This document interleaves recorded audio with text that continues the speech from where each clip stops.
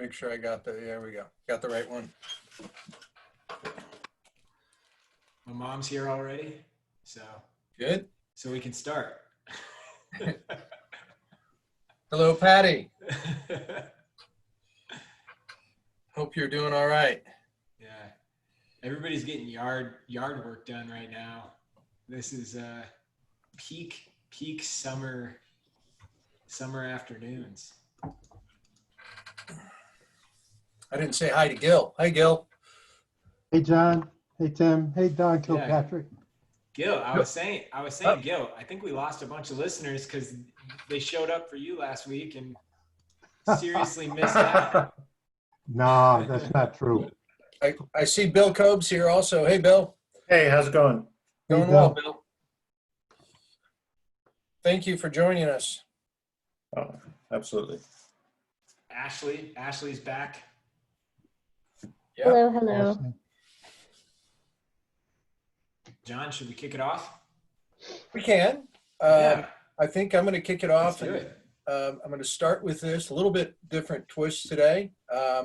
We just started our semester. Our classes just got rolling on Saturday, and it was a great start. Timmy and I have been really, really busy prepping everything, and I wanted everybody to take the time and say happy birthday to my partner in crime here. So happy birthday, Timmy. Hey, happy birthday, Timmy. Thanks, guys. Wow, Happy birthday. Oh, this is fun. awesome. Nice. Hey, So festive. Not quite today, but Right we missed before it. our eyes. Yeah, 21 now? yeah. Yeah, 21. 21 years old. Yeah, add about 11 years to that, and you're right. All right, Timmy, happy birthday. I'm sorry I didn't see you on your birthday. I got to say happy Hey. birthday to you. That was about You know it. what? I'll let it slide with the circumstances. Probably best. Yeah, Probably best. probably best. Yeah. All right. Well, hey, classes got off to a running start. It was great. Last night we had our first study hall. John Foster and Lake Hurwitz and Brent and Dale came in, and it was phenomenal. The Lake's first semester, and I all felt like we all were going to school on Lake last night. He was absolutely amazing. Some of the things he brought up and discussed for the concept design students. I know John and I just thought we were in class. It was really a great night. We have 2 courses coming up, our short courses. They don't start till August 16th and August 18th. The first one I teach, it's the Foundations of Illustration, and it is a basic foundation to help you navigate, be prepared to start either one of our programs. So it's really designed for novices and people that are just trying to figure things out. I help you kind of prioritize what's important about picture making, and it certainly makes the first couple of classes we teach, both on the concept design and on the illustration side, a little bit easier to ascertain what we're talking about. So that one starts on Sunday the 16th, and Brent Watkinson's color theory class, which is filling up fast.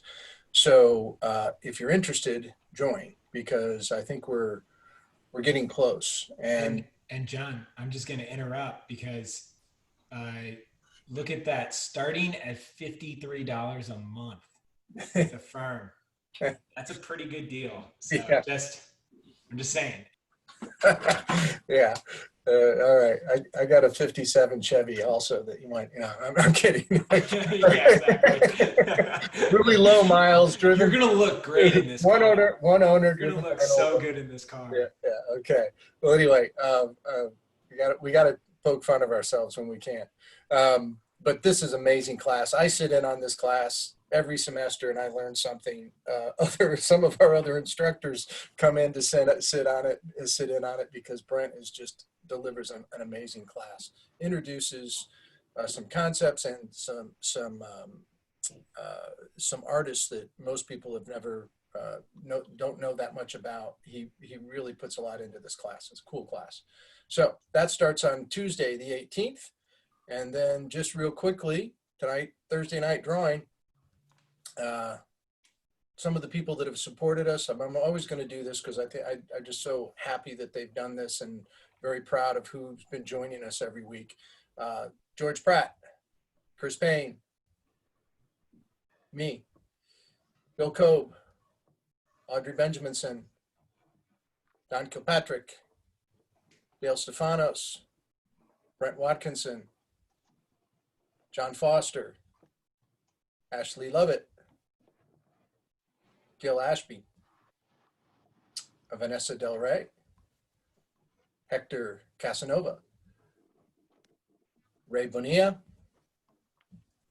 and I thought Ashley was in there. Ashley, you're up first tonight. I apologize if I didn't, if I pulled. Yeah, mine was in there. I thought so.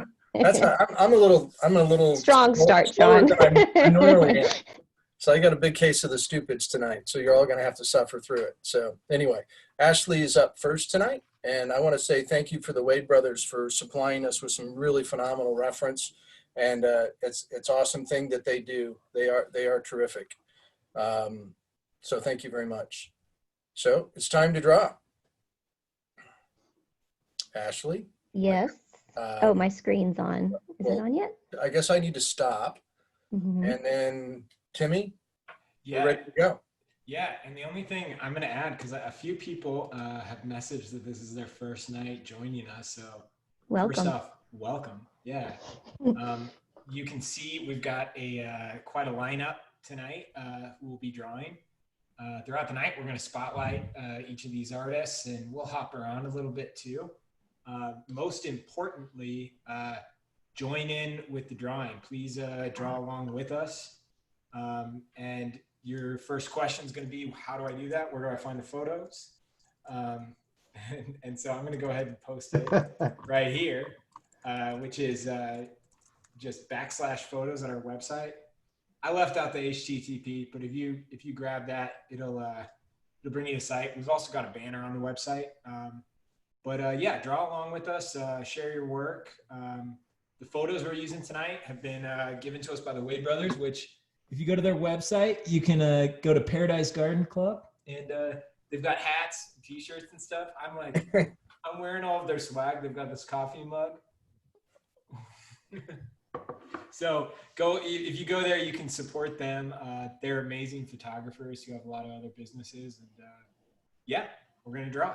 So Ashley's up first. Okay. So I'm going to spotlight you, Ashley. Hi, and welcome all. So when you get to the photos, I chose to do this fun, fantastic fellow with the trumpet. And I am becoming notoriously known for just using chalk pastels whenever I do my little demos. And I keep it pretty basic. Got a black here, and these are new pastels. That is the brand by Prismacolor. And then I have like a middle grade, and then I have a white. And that's basically what I kind of work with. And this time, I'm actually going to start a timer on my phone because I feel like I go like lightning speed, thinking I don't have enough time.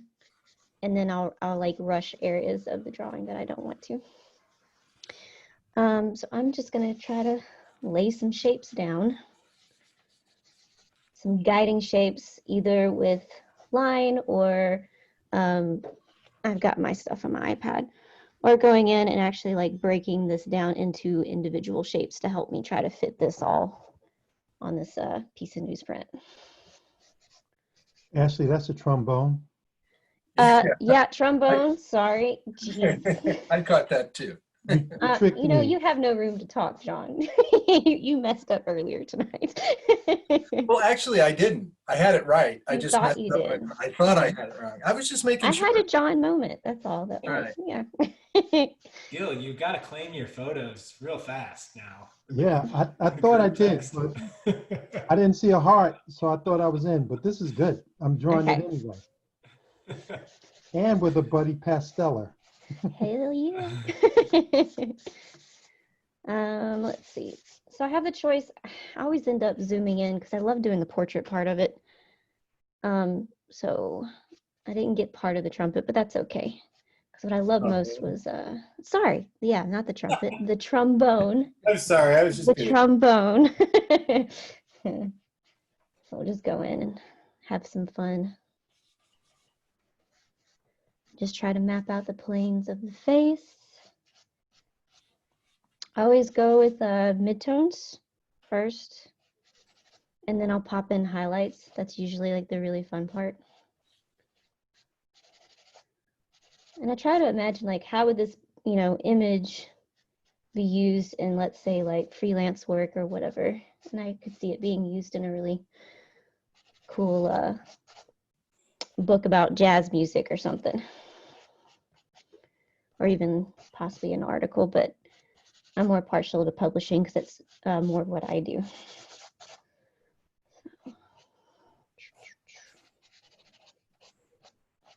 So this part is just about getting solid forms down, not about the details, making your subject fit on the page. Don't get bogged down with details. Keep it general. And don't drop your pastel.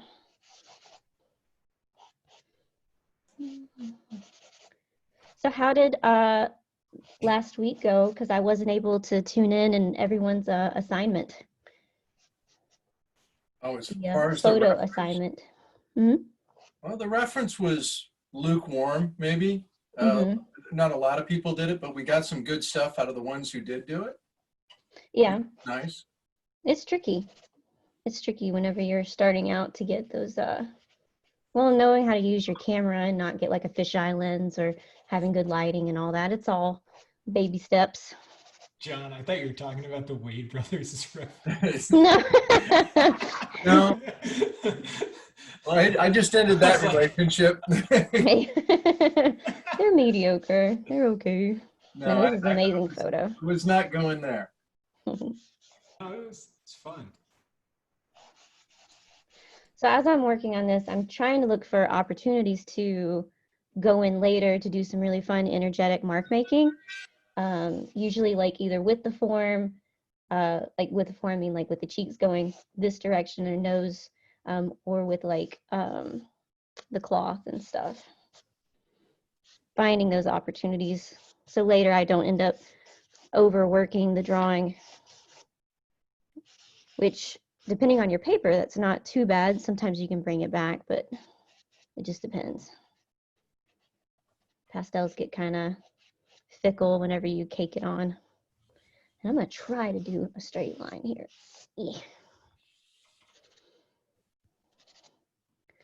Of this trombone. Drop it. That's a hill I'll die on.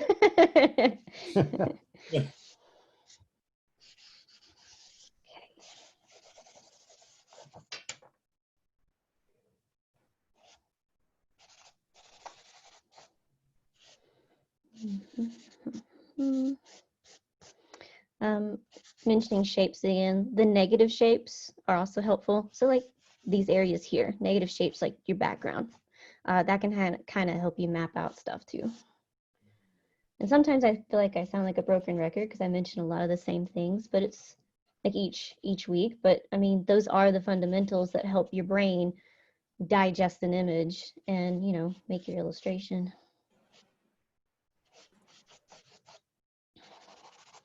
Another good thing about being loosey-goosey at the beginning is like you're going to have all these like really confident mark making, and that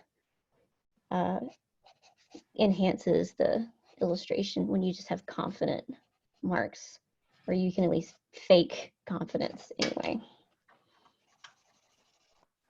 Just keep dropping my pastel. Overeager, I guess. All right, so I've got a general roadmap. So we're gonna dive in. I'm gonna blend this. So I just kind of go in and not being scared of ruining anything. I'm gonna try to zoom into this picture. Oh, it won't let me. Oh well. Okay, so now I'm kind of going with a lighter color, just going with the mid-tone. I don't want to use white just yet. I want to use that more towards the end to really pop in some fun stuff.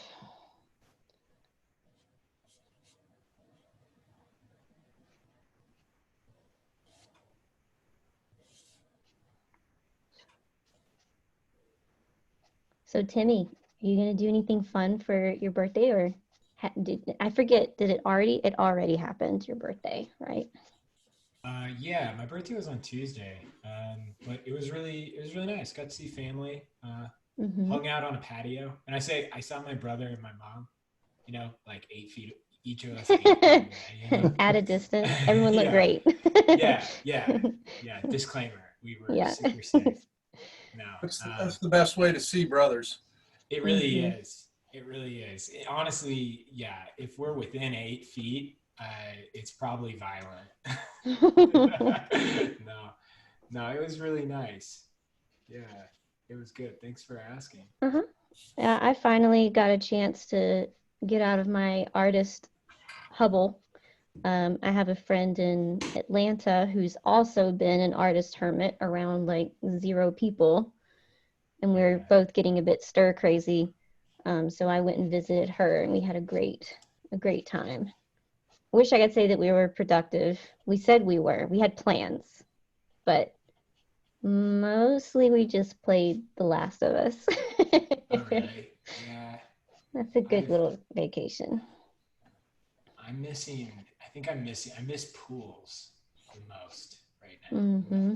That's a huge part of my summer usually. They're just Aw. gone. Um, Actually, I saw a headline it was an Onion headline, and it was the headline was CDC horrified to discover the existence of thousands of public pools. Mm-hmm. But yeah, no, yeah, it's different Well, for honestly, it's sure. so hot here in Louisiana that even going to the pool probably wouldn't be very enjoyable. Oh, really? Oh, man. Oh, yeah, it's like 100 degrees over here with, humidity, which I'm used to, but. Yeah, we've got the humidity for sure. But do you pretty much stay inside when do you ever go plein air, ever go exploring or anything, or is it just the weather is just not Oh, right now? Oh, no. You impossible? get miserable. Like I hang out on the porch with my cat, which Yeah. sounds great, like a cat lady there, but that's the truth of it every morning. And we hang out for about 30 minutes, and then I'm like, I'm out. I'll see you later. Because I've got a great, like, inside cat or outside cat. Is it an inside outside cat? No, Just it outside. is an outside cat, but he's got his places that he can go to get out of the heat and stuff. When I was in college, my housemate had an inside outside cat, and it just behaved like a dog. The most bizarre. Those are the best kind of cats. The Oh, ones yeah. that behave like dogs. I only grew up with barn cats. Okay. Like Yeah, my dad like had no his share of name, barn like cats. no names. So They all go many. by the name Cat. Yeah, and they're just like vicious. Mm-hmm. Yeah. I know those guys. Let's see. So I went ahead and I had to download the image so I could actually zoom in and see what was going on here. And I think that's going to help me out.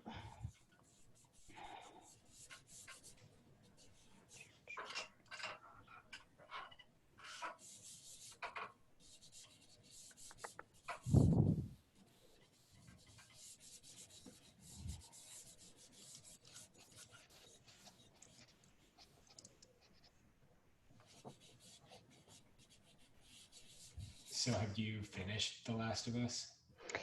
No, I haven't. I've hardly probably made a dent in it because it's such a distraction. Like I brought my PlayStation over there when I was visiting with her, and we would take turns. Like I would work on my iPad and face the other way while she's playing her version, which she was much further along than I was. Working the way I want. I'm pretending like I understand The Last of Us video game that much. I don't know it very well. It's But just beautifully made. The second one is like, has been a hit so far, correct? Oh yeah, from what I mean, I've heard mixed. Well, my husband said I heard it wasn't that great. I'm like, well, that's not how I feel about it. It's really good. I've really enjoyed it. What does he know? Yeah, what does he know? He doesn't know. Yeah, just the dynamics of the like when she runs, her backpack will swing along with Oh. individual items, and just little nuances like that are really cool. But I appreciate the gameplay, and the story is great and stuff.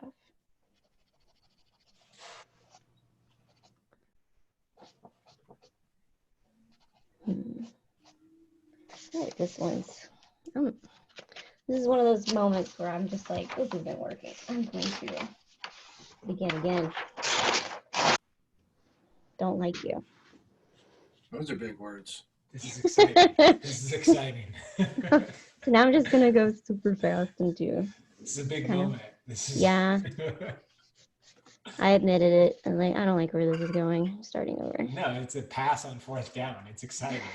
You're keeping it interesting. Yeah, I'm keeping it real. Yeah, exactly.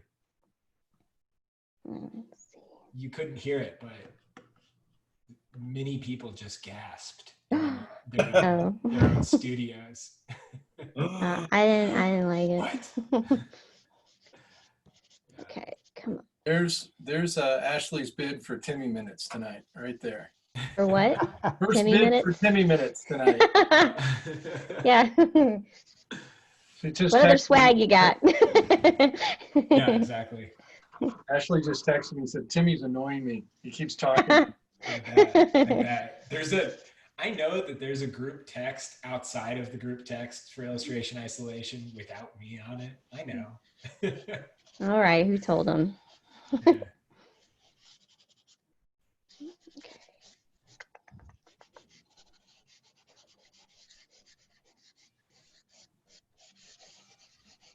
So I have to ask Ashley, what did you not like about the one? Why'd you toss the other one? I think I overworked it to the point Yeah. that the media, whenever I kept Yeah. blending it, I couldn't push the media around anymore. And that's kind of a fun challenge of using this newsprint. I mean, I like the tone paper, and that's what I didn't like. I'm like, I can't get it to where I wanted it, and I wasn't gonna waste time working on it anymore. So it's like, whatever. We'll see what I can do in 8 minutes, 5 minutes. I'll do it. I'm going to add a couple more minutes. So we've zoomed out to Generosity see the whole, minutes. zoomed out to see the whole studio. And Don, are you working digitally? Oh, sorry. You're muted, but I think I saw your mouth. I think you just said, yes, I am. I was like, are you left-handed? Yeah. Okay. I was like, wow. I think that other hand's busy. Very cool.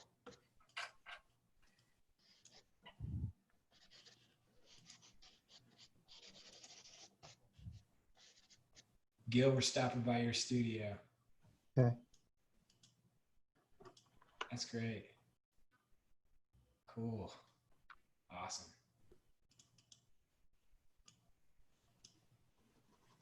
Hey, Bill. Yeah. Checking things out, Bill. How's it going? It's going pretty good. Great. I had an eye appointment today, so looking forward to getting some new glasses. I thought you were going to use that as an excuse. I was about, yeah, the excuses are coming in already. So I feel like I'm doing really well.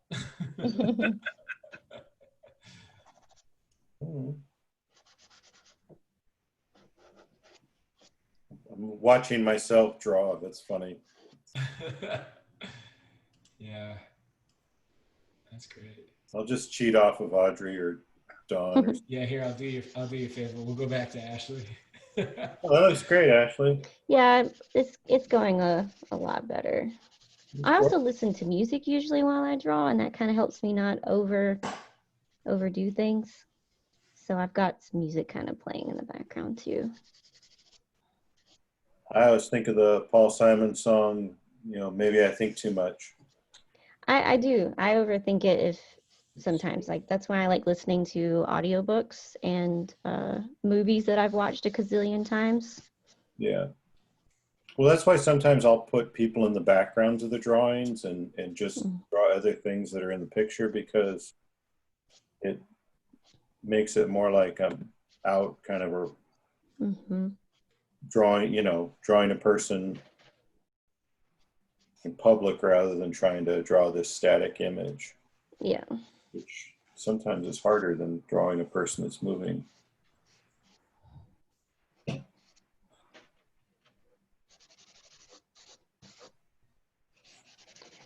So this next round, I'm trying to use the background more to my advantage. And it might have been the size I was working at too, focusing on the face so much. If I was doing a full figure, I think it would have worked. I would have, my attention would have been elsewhere as far as how I laid down the mark making and stuff. So the next ones, I'm gonna make sure I focus on doing some full figure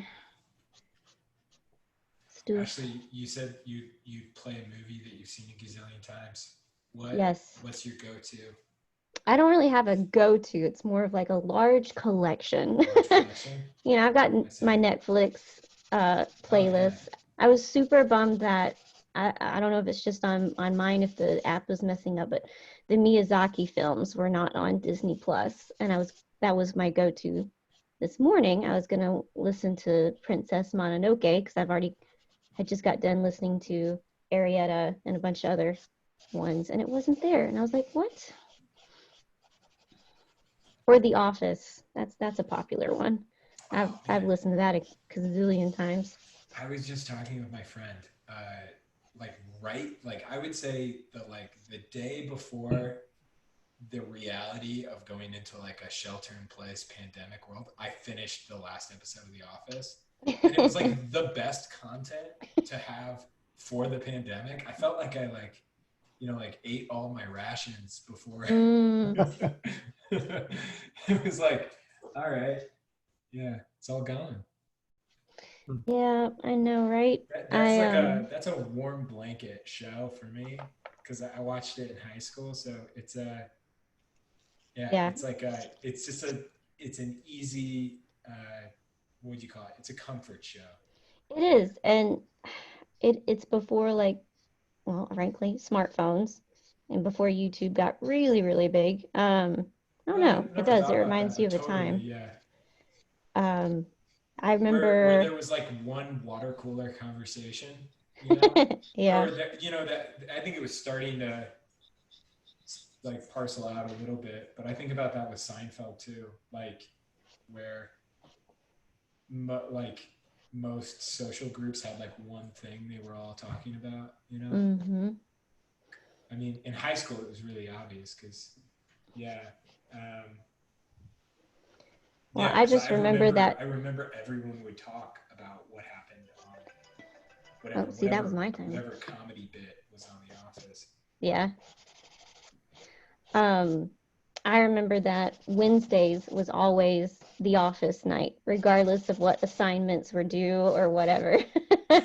Like we always made time to watch The Office. Lee just said that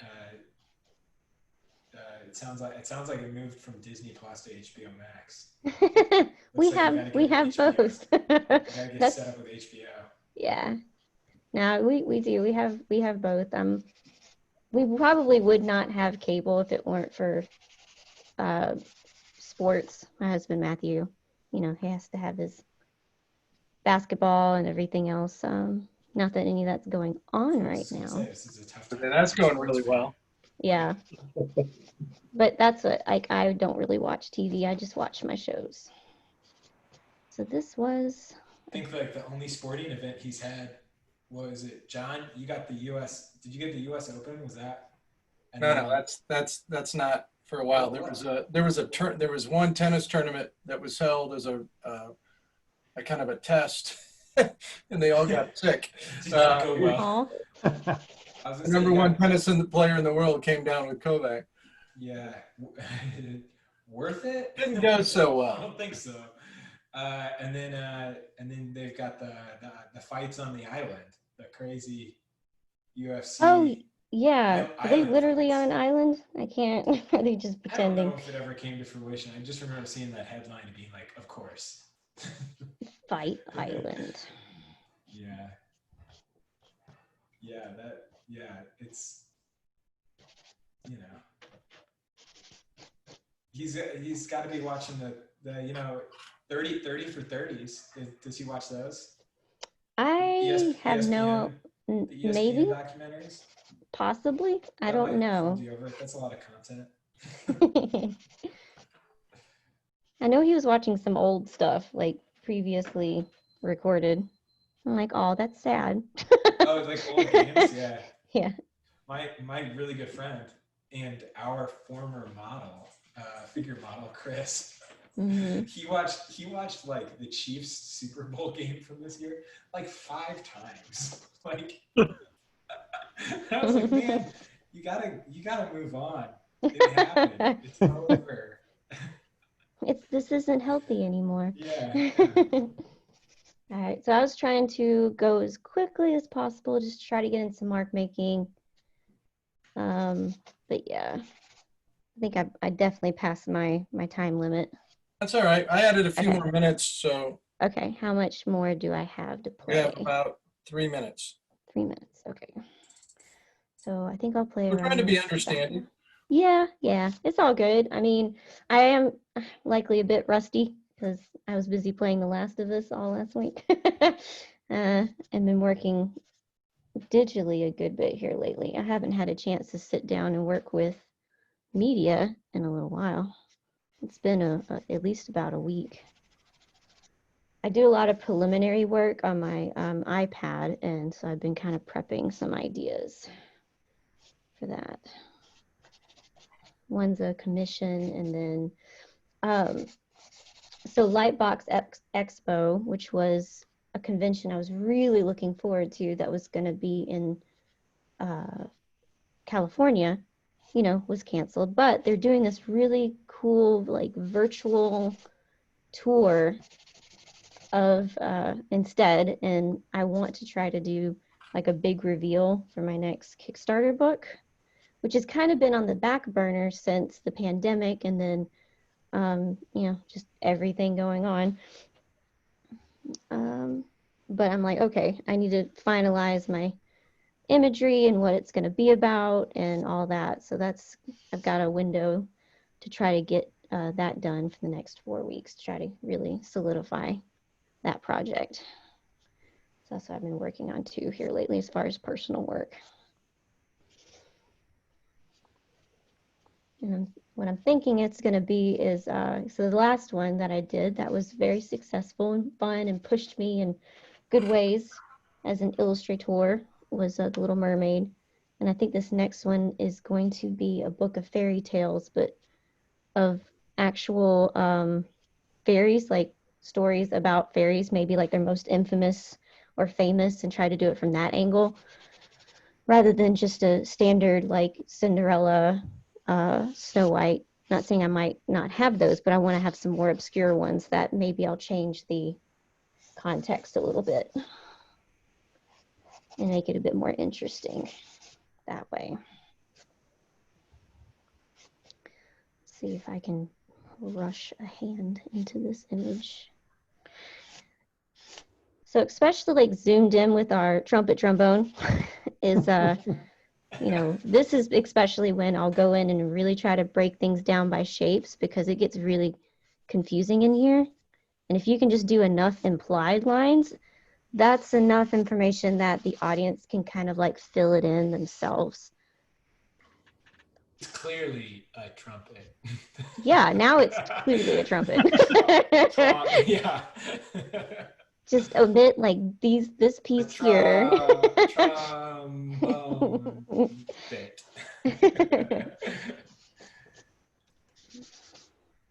There's the timer again. If you need another Okay. minute, take it. Oh, it's fine. I mean, I'll probably play around with it afterwards, but like a little later.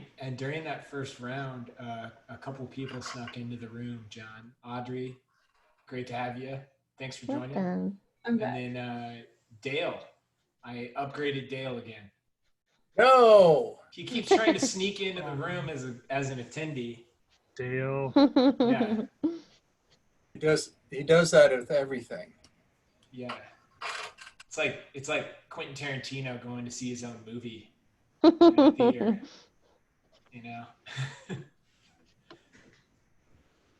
Who's up next, John?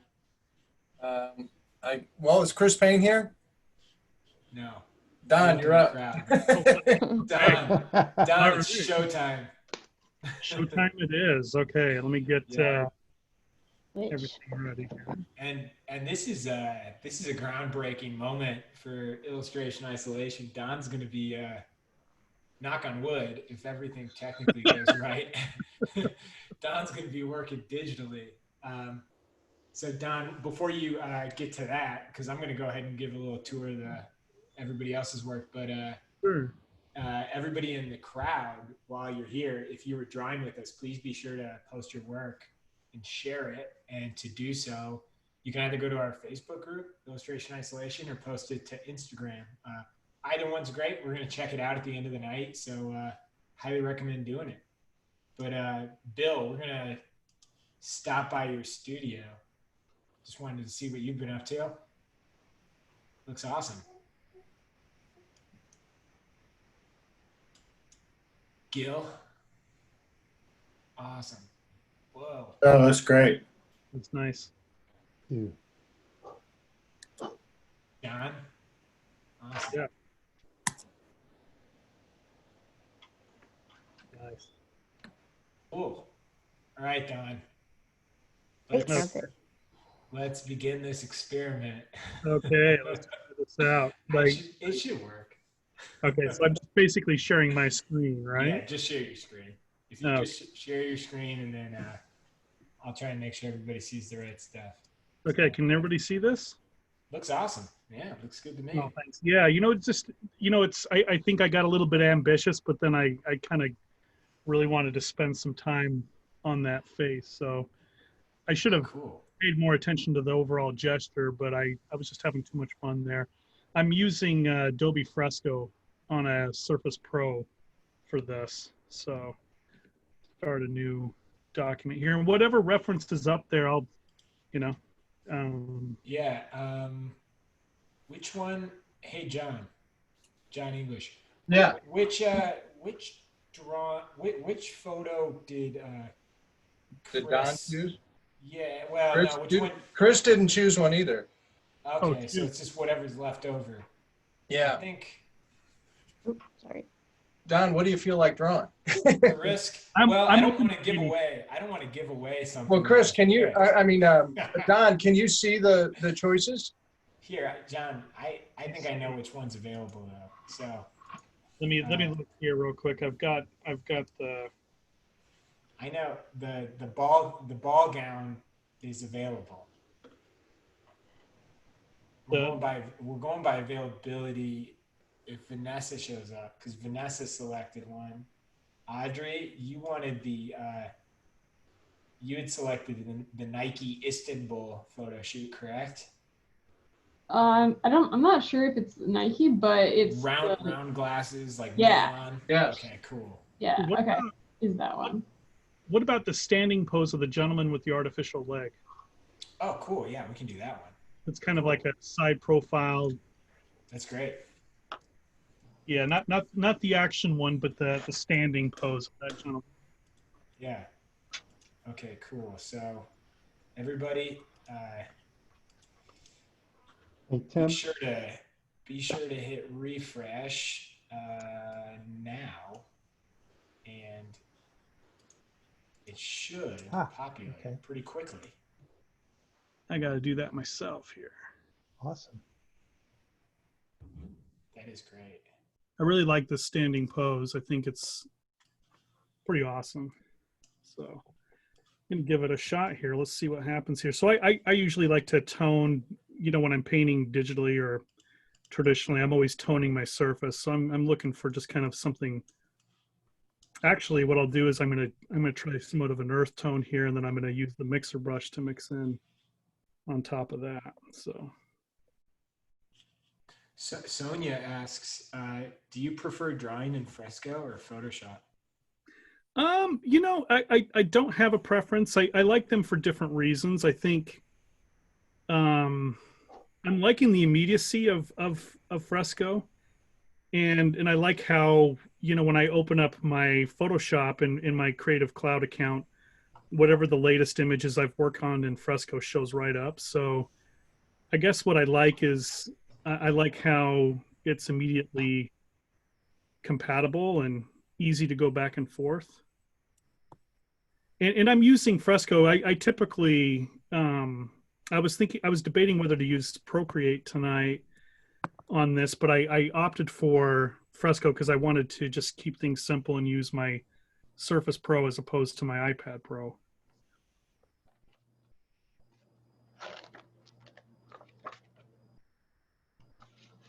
How long have you been working digitally, Don? I would say seriously, I've been working digitally and just doing all kinds of different things, promotion, or not promotion, but using it more as a design tool for much longer than I have as an illustration tool. But I'd say it's really working in earnest seriously was like about 2005.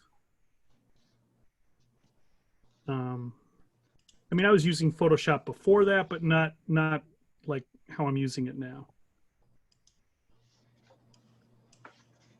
And I like some of these brushes here in Procreate. I think they're pretty, I think they've done a really good job with these mixer brushes in particular. I like how responsive it is. Nothing's, in my opinion, nothing's like painting with the real thing, but this is nice if I'm just kind of feel, and tonight I was kind of feeling like just, less cleanup, just wanted to have, just try and push myself and see how this goes. And I typically would work in a lot of layers, but I think, with this, with limited time and really trying to keep and keep to a healthy pace here, I'm just going to paint all direct onto one layer here and adjust as I go.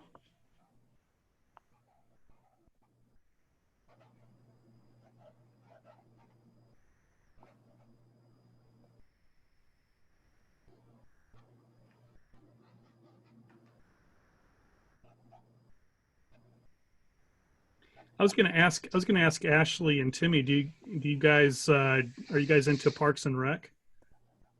I love Parks and Rec. Yeah. That's another one of the. That was like a golden era of like NBC. Oh my gosh, Amy Poehler, and I mean, yeah. One thing I could watch all the time is Patton Oswalt did a guest role on there where he was filibustering in town hall. Oh, yeah, I know exactly what you're talking about. Yeah. If you look it up on YouTube, it's so awesome to watch. And it's all ad lib. It's all just, it's like 7 or 8 minutes of him just going on about the convergence of the Marvel universe and Star Wars. And, Han Solo's seen some stuff, and I mean, it's really. I could watch that. I can watch the Lord of the Rings trilogy anytime too. That's one of my favorite. Just have it going on. Gianna had never seen it. What? And I know. What is and wrong? I was like, sit down. Oh the next 9 hours of your life are taken out. Yeah. They did a COVID-19 special episode of just Parks and Rec. Like all the actors came together and did a little 20-minute episode. And it was kind of weird at first because it's been so long. So it took me the first 5 minutes to really get into it, but it was good. I enjoyed it. You should look it up. They did it for like a fundraiser. Oh, that's awesome. Didn't somebody do The Princess Bride recently too? Yes, I think it's on yeah, Koeb or whatever. It's like 80 actors. Yeah, I saw a photo of I forget her name. Patton Oswalt's wife, which I feel Meredith. Oh yeah, I can't. I know who you're. I want to say, but anyways, don't feel bad. But she was dressed as the Christopher Guest character Oh, with that's beard and hair. If you look at her Instagram, it's hilarious. oh my gosh. Has anybody been watching like Best in Show or any of the other things like that lately? Best in Show, like the movie or the show? Yeah, the movie. Yeah, Like dog shows. yeah. I love that movie. It's such a good movie. Or Waiting for Guffman. A Mighty Wind. Yeah. Oh yeah, that's a great one. I love Best in Show. Don, on the topic of great shows, I just started watching. Well, maybe it's not a great show in your opinion because it probably hits too close to home. I just started watching Detroiters. Oh yeah, it actually I only caught a couple of episodes of that and I thought it was really well done. I just lost track of it. Oh, I really loved it. Yeah. But there was an episode where they're showing advertisements. They're like at the ad awards.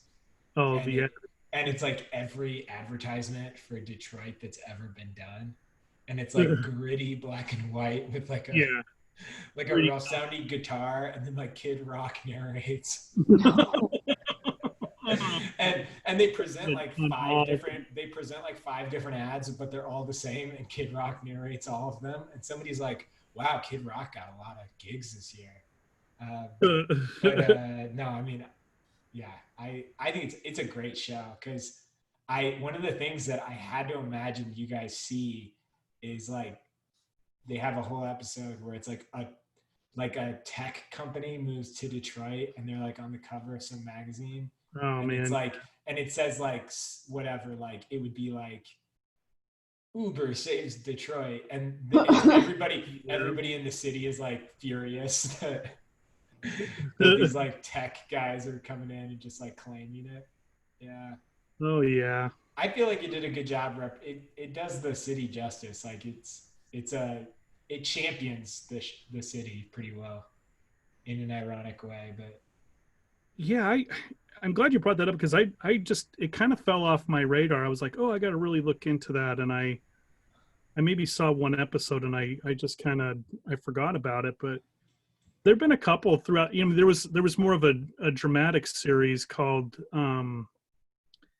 Low Hanging or Winter Sun or something like that. It was like more of a gritty, and it was. Good.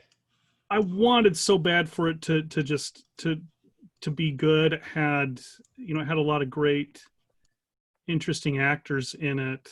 The names escape me at the moment, but it was just kind of fell flat, and but it's a tough one.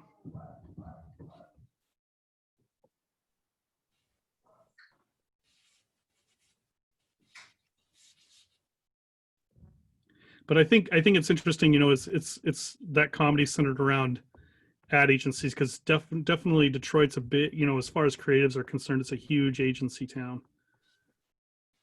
Yeah, I could definitely see that.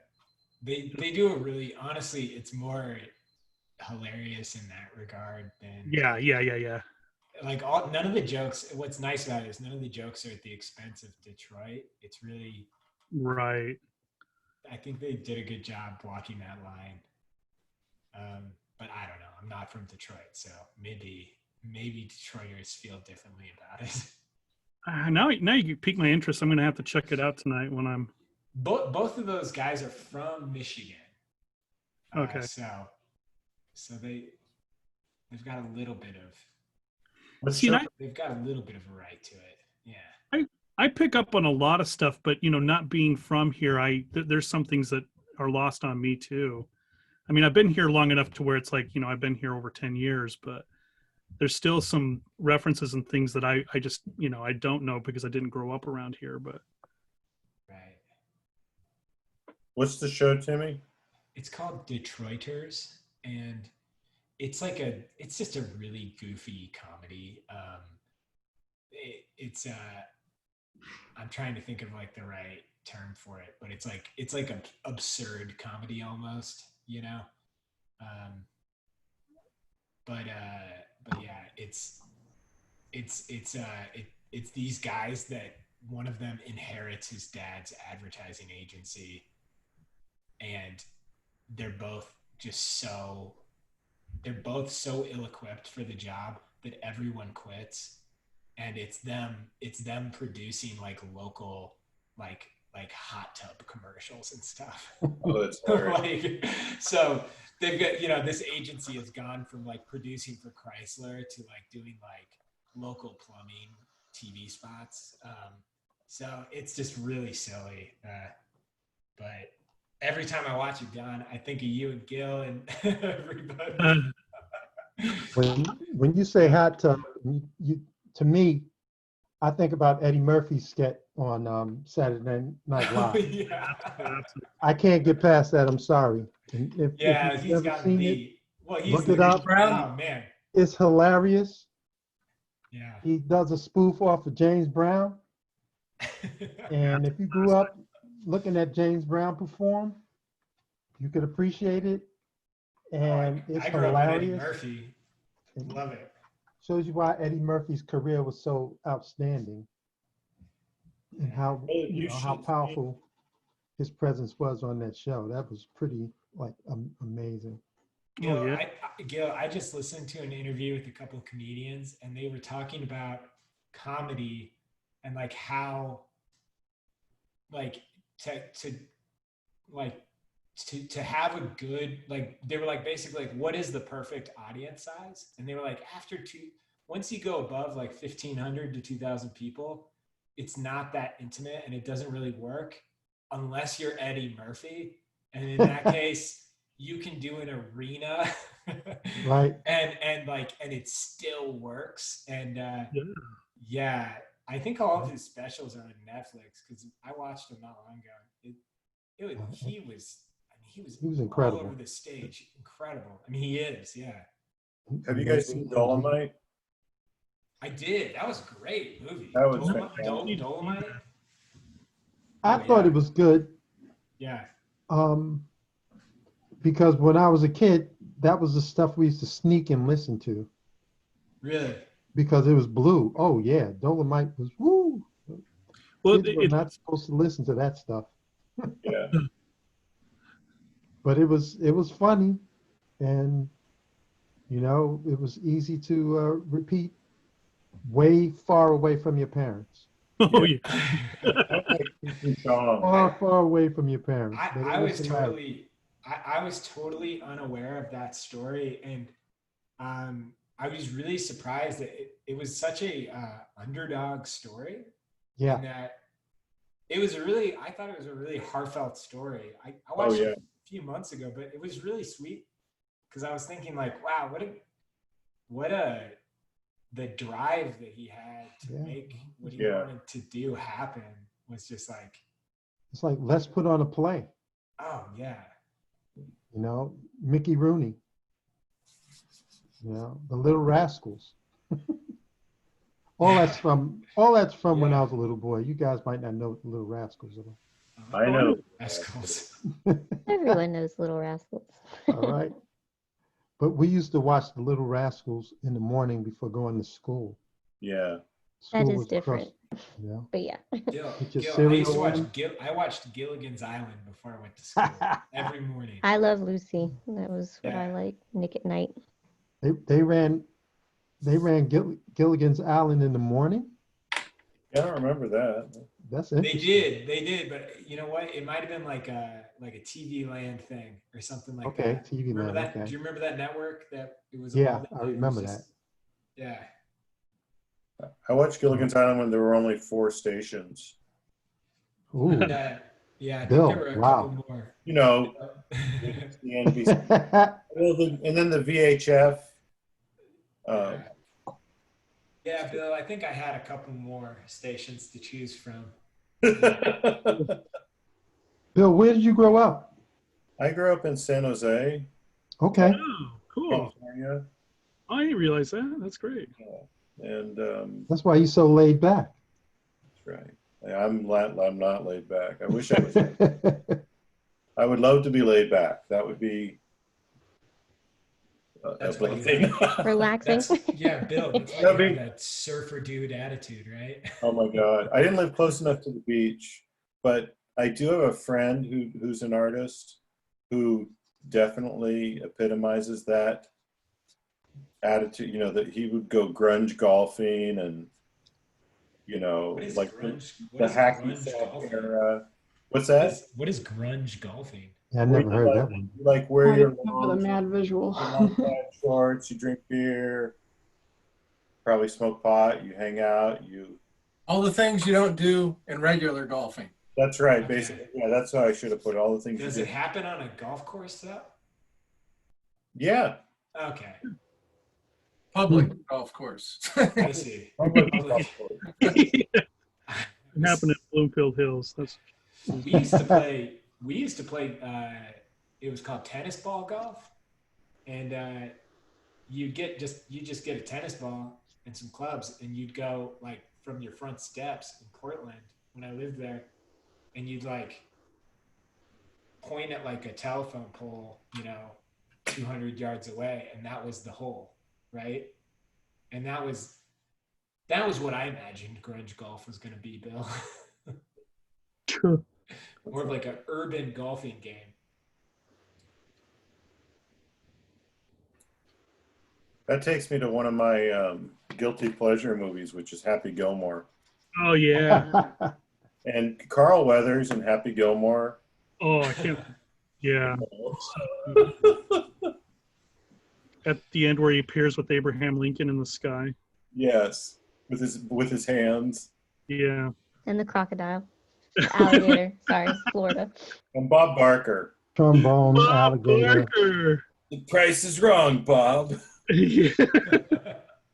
I forgot about Bob Man. Barker Oh in my there. God, it's so, Yeah. just, It's classic. what was I it? Chris just- McDonald was the bad guy in that. He was awesome. Yeah.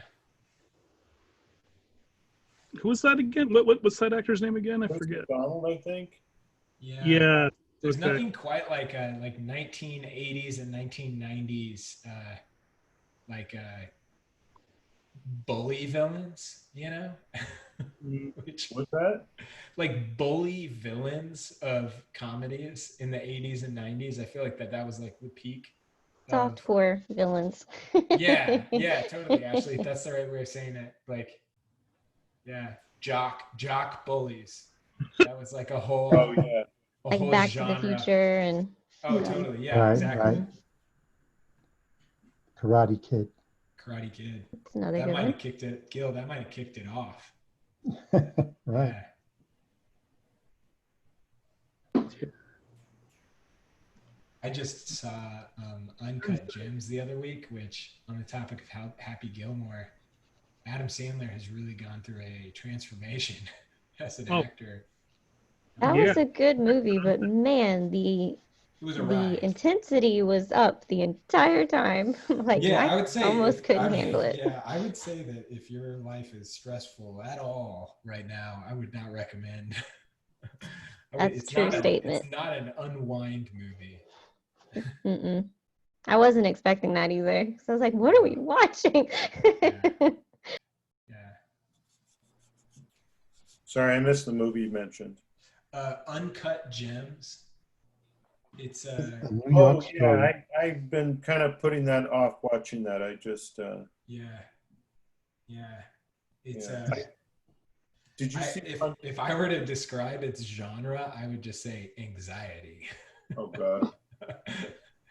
Well done anxiety. Like Yeah, you stay yeah. invested in it, but it's definitely Just the whole time. high just like, adrenaline. just Stakes like, keep getting no. higher and Oh, higher. type stop. thing.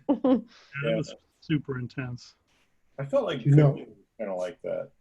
But it seems that when a comedian takes on a role like that, it's segued to a higher level of and a transition in their careers, especially if they're successful. Yeah. Adam Sandler he's done it a couple times. And Yeah, Punch Drunk when he- Love. Yeah. I yeah, was just and when gonna say. he does it, he like knocks it out of the park, and then he goes back and like does like Grown Ups or something.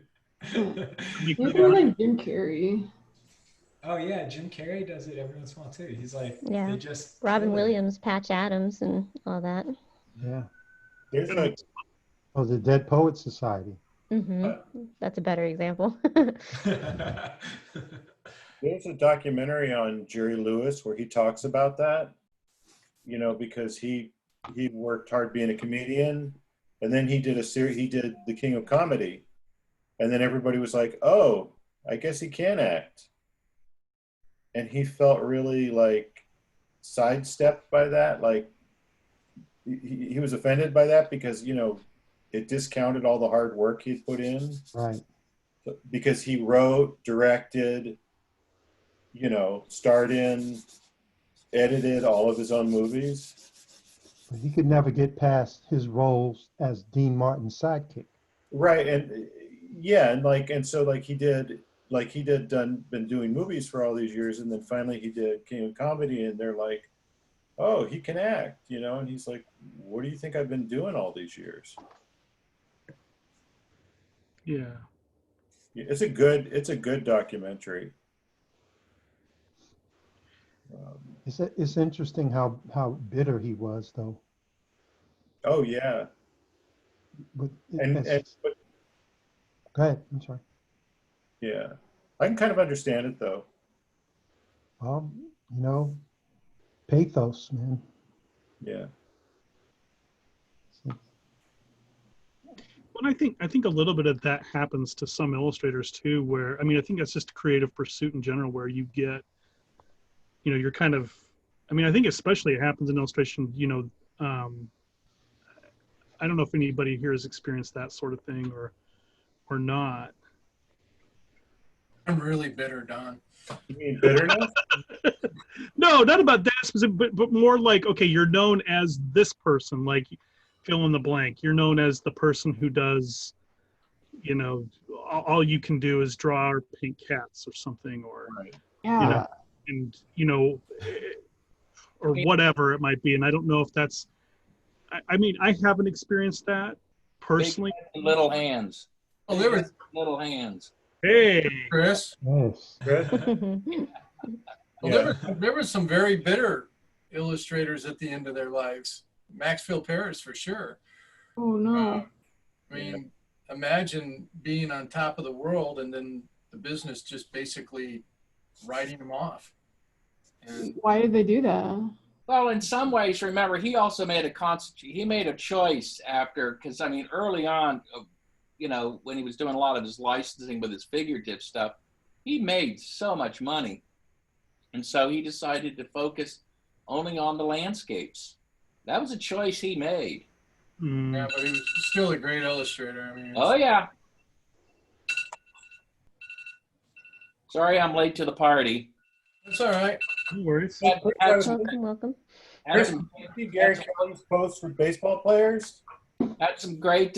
We had some great lectures and student presentations.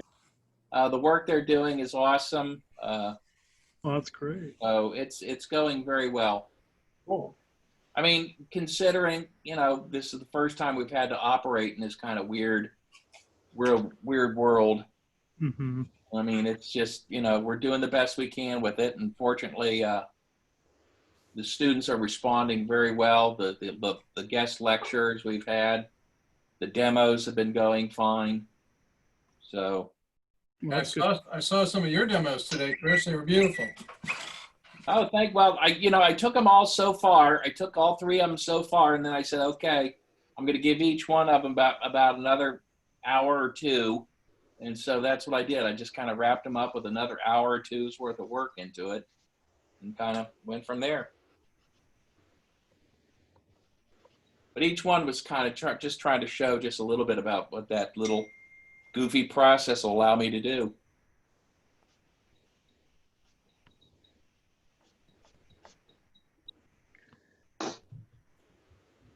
Well, I think that was the timer for me, right? Yeah, Don. So I got this is kind of exciting. caught up in again, kind of the portrait, the head here, but that's about. Well, I wouldn't stop talking to you. That's probably that's the hurdle you have to get past is Oh man, no uh, 10 minutes. So yeah. Yeah, well, first question, John, who is up next? We've I'll got go. quite a few people. Audrey? Yeah, I'll go. Awesome. Cool. cool. Well, let me stop. I need to stop sharing my screen, right? Yeah, and while we rearrange things, everyone, be sure to post your work. If you're in the crowd, you've been drawing with us. Please share it. I'll be right And back. feel free to actually, use hashtag illustration isolation. But I want the Wade brothers to keep letting us use their photos. I heard a rumor we might be getting some help with introducing some other photographers, and potentially, I'm hoping we're going to be able to start having the photographers join for maybe an introduction of the work, which would be, I think, a fun Super idea. it'd be a really fun little segment, kind of like the mailman visiting for Mr. Rogers, yeah, we thought that would be a fun part. I told I was trying to get Lyndon and Lindsay to hop in soon, and I think they'll join us. I'm gonna keep bugging them. We'll bully them and hopping on. It might be one of those things where they call into the radio station out of nowhere. So, but yeah, Audrey, we're stopping by your studio. Oh, all right. That's cool. Move over Sweet. to my next page.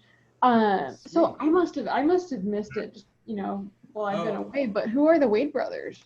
Oh, Audrey, yeah, you missed the Wade brothers. Anyways, Yeah. so the photography we've been using, and if this is your first time joining us, attendee, the photography we've been using has been generously donated for use by the Wade brothers, who are Amazing. two photographers that I've gotten to know really well over the past. I actually met them, I think, 9 years ago now. But they're just internationally acclaimed photographers, really amazing talents, and they have this incredible archive of work. And so we've been digging through it. But they do a ton of stuff, and we'll every once in a while we'll bring up some of the things that they do, because they've got a really awesome shop in Kansas City called Paradise Gardens, which, if you're here and you're joining us, definitely go to that website. I'll share it, because they do ship, and they've got some really cool stuff. So if you like plants, yeah, they thought this was really cool, and I asked them if we could draw some of their photos, and they were really excited about it. So it's been great. Awesome. Gil, we're checking out your work now. This is great. Very cool. Oh, really nice. Yeah. Awesome. It's a great photo. Yeah, I love this picture. It's really cool. When we first started, well, when I first joined you guys, and we were primarily doing the old black and whites, I thought that was pretty cool. But the color just adds another point of interest, and everybody can interpret it and get freed up a little easier. So I think this has been like wonderful. Nothing against the old black and whites, because those were killer images, but Oh yeah. this color stuff is really, really neat. Audrey, if you hit refresh on photos, it should be uploaded now. No rush. I just took it from the. Oh, perfect. Yeah. So You came prepared, and you're Oh, already hell going. yeah. Awesome. Cool. Well, Yeah. you're going. All right. I didn't know. I was like, oh, No, it's in your best interest, on your mark. here we go. No, that's super cool. There's a lot of just lighting scenarios that, I love having practice with. So these have been cool for that. While I was away, I did end up drawing from the other trombone picture and the photo of the boys jumping. That was super fun. And I just noticed, Ashley, Bill, I didn't share your images. I wanna hop back if you don't mind. Awesome. Sure. That's great, Ashley. Coming back. Yes. I didn't scroll. That's what I did. I didn't scroll through the guests, and I was like, wow, not too many people are sharing. Actually, it looks great. Thanks. Yeah, I really wanted to focus on the leg because that was like the most interesting part, I thought. Trying to get something gestural that would represent that well enough. Oh, Chris, that's awesome. Cool. All right. Now we're heading back to Audrey. We're back. I always have a place for round glasses in my heart, so excited for them.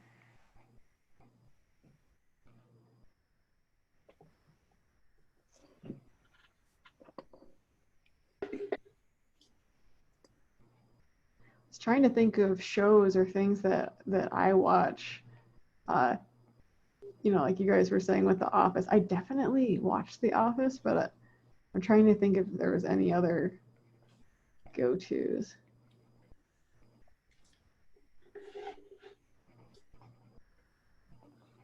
Avatar: The Last Airbender is one that I like listening to since it's on Netflix.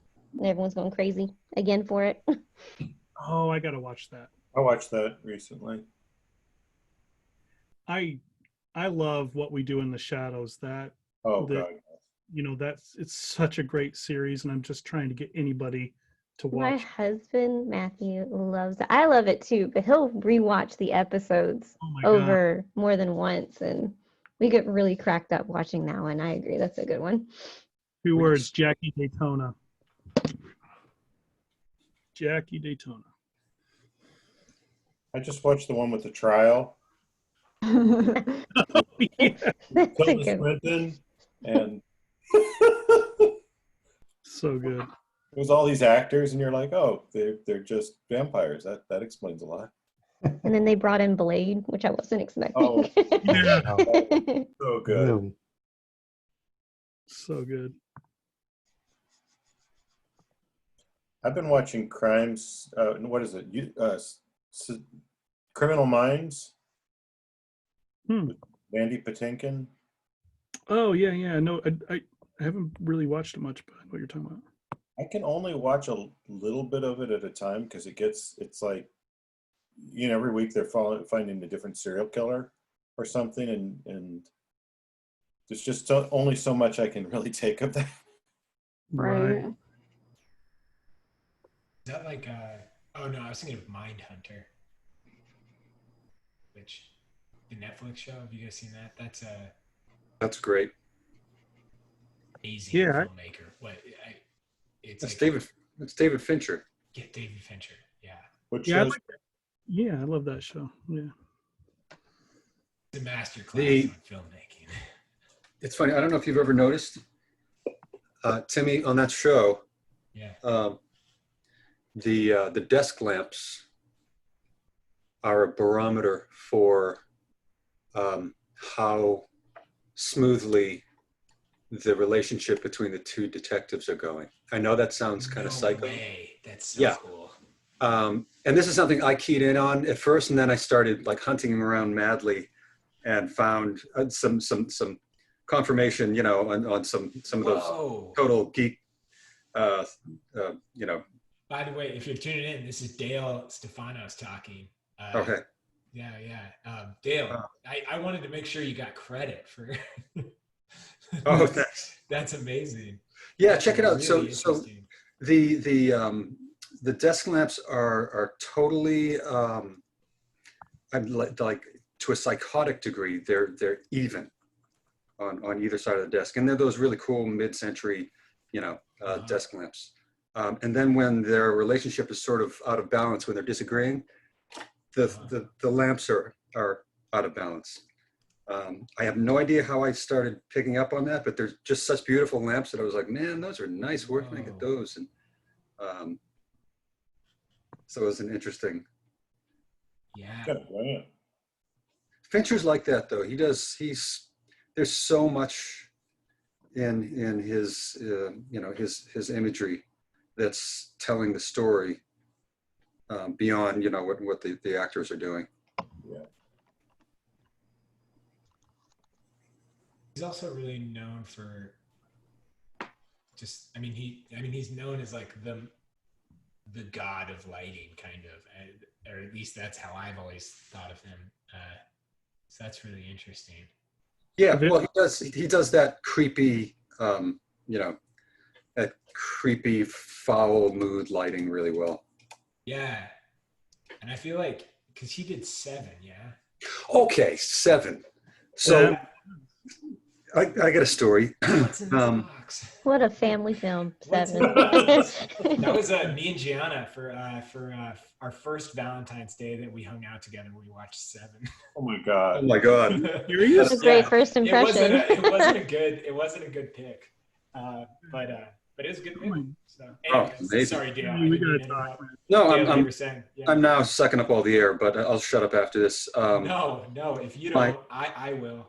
My best friend across the street growing up in Swampscott, Massachusetts, his older brothers were like the older brothers in the neighborhood, you know what I mean? Like they had the room with in the basement, and this is early 70s. They had the room in the basement with the Alice Cooper posters and the David Bowie posters and all that stuff, right? And tons of comic books. And his older brother, Kyle, was really, of course I'm a kid, he's 2 years older than me, the greatest artist in the world. So he copied all of Mort Drucker's stuff and those awesome movie spreads. So of course, I just glommed right onto him and just started copying what he did. Big influence as far as finding out about, rock and roll and comics and that kind of thing.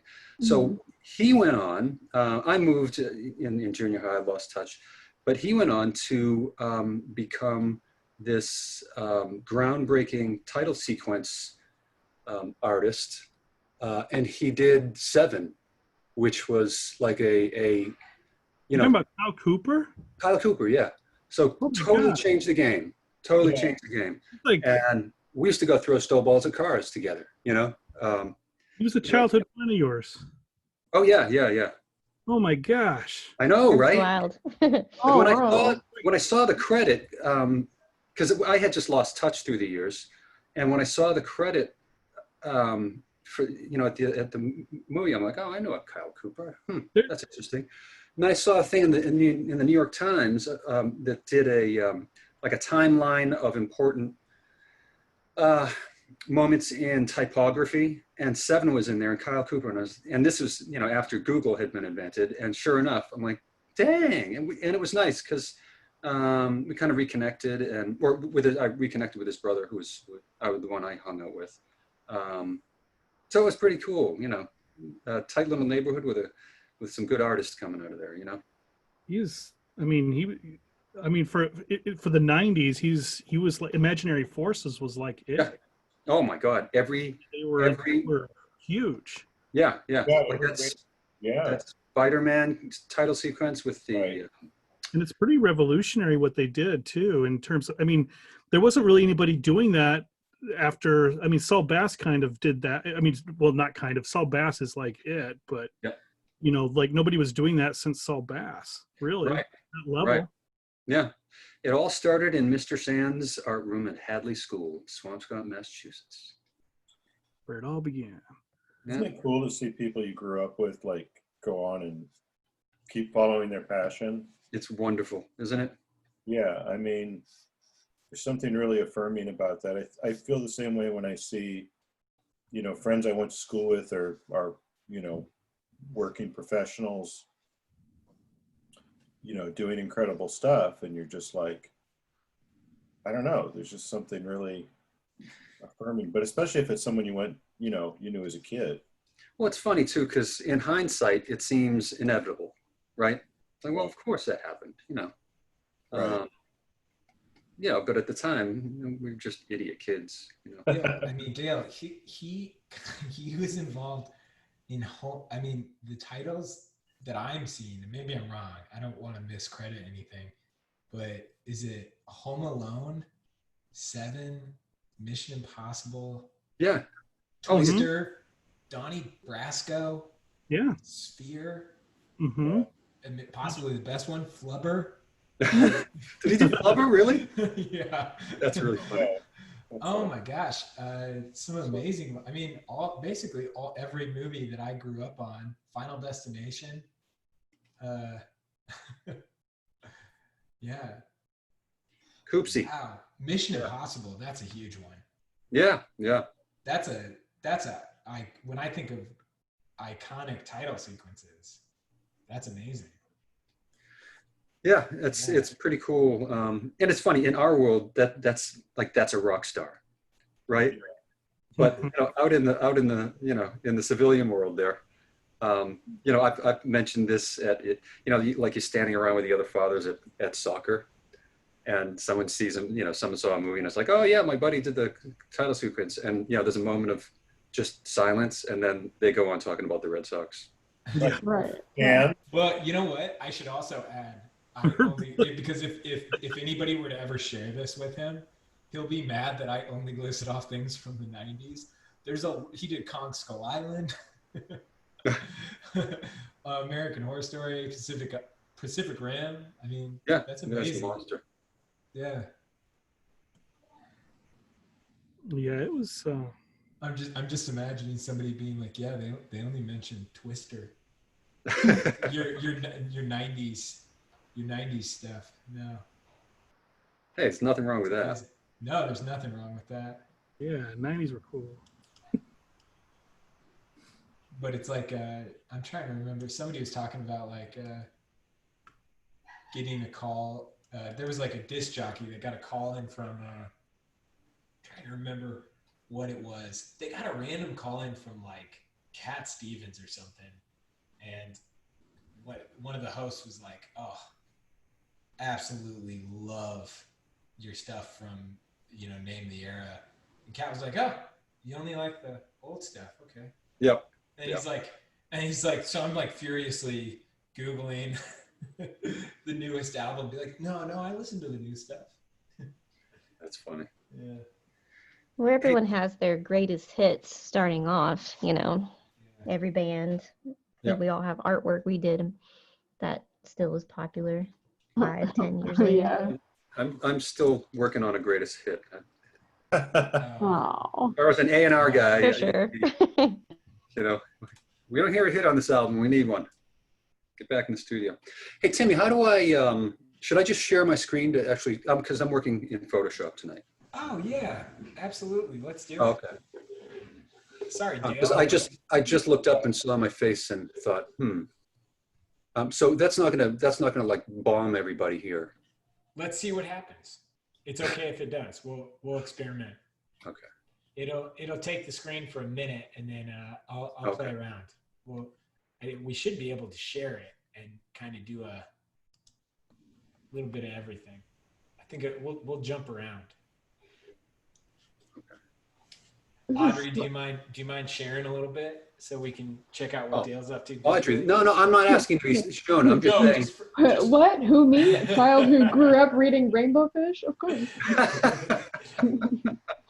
I'm not sure. Who didn't read Rainbow Fish? Yeah. No, Dale, we're gonna hop around. Don't worry. I love sharing. That's funny. That's where you learned, huh? Yeah. So, Nice. see, that was the class I missed, the Rainbow Fish class. Hey, everybody in the audience, just so you know, if you grab the little line between the video stream and the screen, you can slide it and you can control the size of the video that you're watching. So it's a have it your way. It's a choose your own adventure drawing session. Ooh. So I have never painted anything this colorful before, I don't think. that is looking so good. That's really nice. Yeah. Like, you can stop right now and it's perfect. Oh, this is- Like, I'm serious. That's really beautiful. That one lighter eyebrow and Yeah. the red on the glasses and the magenta on the glasses and the lips. This is totally out of what I would usually select, and that's why I picked it. But it was interesting. I think it was Gil or someone was saying about the difference between the color and the black and white photos. Yeah. I almost feel like I'm driving a car with somebody else like steering or something. It's a strange feeling where I'm so used to like guessing what the colors are gonna be and like having that. I'm almost feeling like I'm making choices that I wouldn't usually make, but I'm just trusting the technique more than the my usual color selection.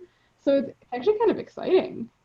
I think that looks amazing right now, and if I was there, I would take your materials out of your hand, stop, Oh, because that's beautiful and perfect. And Yeah, that's a nice piece right there. and I agree. but I didn't want to say that because I don't want to be like, don't mess it up. no. Like it's I'm in a playful place with it, but I think this is one of those kind of fun experiences where it really just needs little brushstrokes here and there. Yeah. That's like one of my favorite things you've done. Like, because it's No so pressure. no pressure. I'm sorry. It's a horror. I know I shouldn't say anything. And all you do now, Bill, I like how you finished that. It's like, okay, but seriously, don't mess that up. yeah, Yeah. all you can do now is screw it up. It's all downhill Not from like here. you ever said that to me before. Oh my god. Dale and Audrey, Sorry, you guys, Audrey. we've kind of got Yeah, a dueling. I feel like dueling painting system. live is like doing makeup live. You're like, oh. Truth. Yeah, like getting those wings. Like, oh. So this is kind of a dueling artist setup we have going on right now for the Ew. attendees. Who's dueling? Between who? You and Dale. Oh, really? Yeah, it's Uh-oh. John and I have discussed this as a possibility of doing a fight night. Fight night. Hey, man. Yeah. Let's add more anxiety. Yeah. That's Yeah, really why not more? Yeah, no. Fight night. Well, we get like a visual arts passage belt and yeah. We get different colors. Like we make our own ranking system so we know like who has the street credit. Well, Yeah. we thought what we would do is like have a variety of tools, and then the audience would choose the materials you have to work in. Oh, I kind like of a that. gladiator. So Gladiator. we are the champions and they get to like pick us as Be like right. fighters. I really like that idea, and I'm going to see John. I'm going to enjoy watching John go up against Chris Payne. Awesome. Let's go. John always. Yeah, that'd be John's always epic. the first one. John's always the first one to jump in. So I know. I That's don't true. mind- To his credit, that's true. I don't mind losing to Chris Payne. And You know what? You're right, John. That's actually the easiest That's right. loss to take. Yeah. to make It's John and it, George it go up. only gets stressful if it's like if it's an amateur bout. Yeah, I just don't want to like lose any of my students. Oh no, that's a great idea. Pick someone out of the crowd. Fight. Pick that. What's the 9-year-old's name? Yeah, I know. Yeah. We're gonna have amateur night too. Amateur night. Yeah. Yeah. Who's the John- 9-year-old who John, always we're shows gonna- up and kills it? Felicity. Yeah. She'll crush everyone. Oh, I know. Honestly. We'll have to get an island for this probably. No, this is great. Illustration Fight Island. You see, Timmy and I have a lot of time on our hands recently. Yeah. Uh-huh. I was like, but there's gonna have to be a belt. I'll get on eBay. What would the belt would just be? It's got to be something indicative of our industry. Yeah. What about like a painter's tunic belt, for all your tools of the smock. trade? It's got to be a smock. The golden smock. Golden gloves. I love Smock down. Smackdown. Smackdown. That's great. Smackdown. I love it. Lockdown 2020. Could have like a Yeah. Walter Mercado kind of Okay, I'm here. I'm here for it. Yes. Kate. Smackdown. The pandemic version.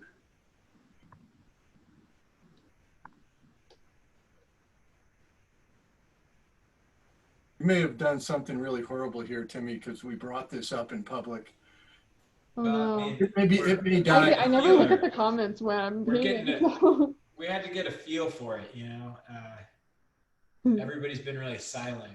Smackdown beta test. We're kind of trying to take that in. Smackdown beta test. I like that, Audrey. Yeah. I don't know. I think it could be. I think it could be pretty good.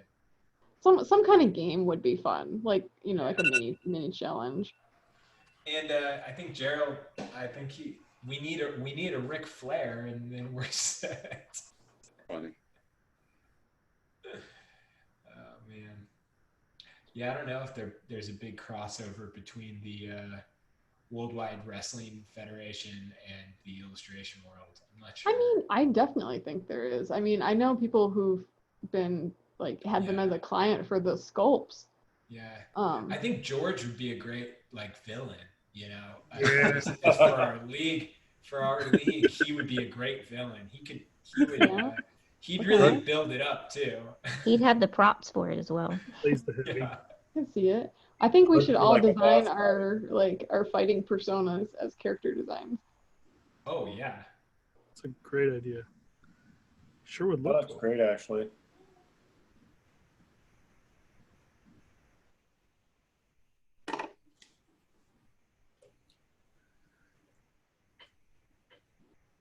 Here's a question from Erica. I'd love to hear what other fun or professional art things people are looking forward to this year, like weekly figure drawing here, or how Lightbox and Alexicon are adapting to online. Oh, that's like a nice thing to talk about. Yeah. I mean, those are the two that I mostly knew about that were the larger events going online, but Yeah, if you're in the think- crowd and you know about anything, Is tag me. it Gen Con? One of the conventions is going on right now. I wish I could. Virtually, Comic-Con. Okay. How is it going on? They have an online event. I've just been seeing people post on Facebook that their booth number is live and things like that, but I hadn't investigated it. I'm still grumpy about it. Yeah, this was supposed to be my convention year. Like I even got Same. a American airline credit card to help cover you get a free bag and credits and stuff. And I'm like, this is the year I was signed up for 5 big ones, and then they all got canceled. Yeah, I know. I was gonna do New York Comic Con this year, and I was like, I can do it. I'm a big kid now. Yeah, I went last year, and that was me just kind of checking out everything, and I was like, yep, definitely gonna try to do this one. Yeah. One of the coolest things that happened just in my my Saturday class was, so I am in Ann Arbor, Michigan, and there's lots of lots of shows and people who do the shows together through Ferndale, Ann Arbor, Detroit, Ypsilanti, that kind of circuit. And somebody who I had been to their booth at the Detroit Urban Craft Fair and who'd done that event is now in my visual arts passage class. And I love her work, and I've always seen it around the holidays at that market and a couple of others. So very Small world. yeah, small world. And I was like, wait a minute. When we were going over portfolios, I was like, I think I have one of your bookmarks. I don't know if any of those events can go online, but I always really admire the branding and stuff that goes into the tables too. But I thought that was really cool. It's cool. Audrey, you have a freakish class right now. Yeah. John's is the same way. It's amazing. Look at all these, I mean, I say I was gonna free, say elaborate. elaborate, the students are excellent. Yes, The I word was gonna is say, a lot of them are here probably, so. they're amazing. Well, you guys see, this is what it sounds like when we talk behind your backs. Oh, this is the student lounge. and we definitely do talk about you. Yeah. And it's talk about your work. And I've been blown away looking at the level of this students in the program.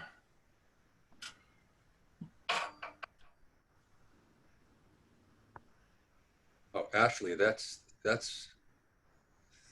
a really amazing looking piece.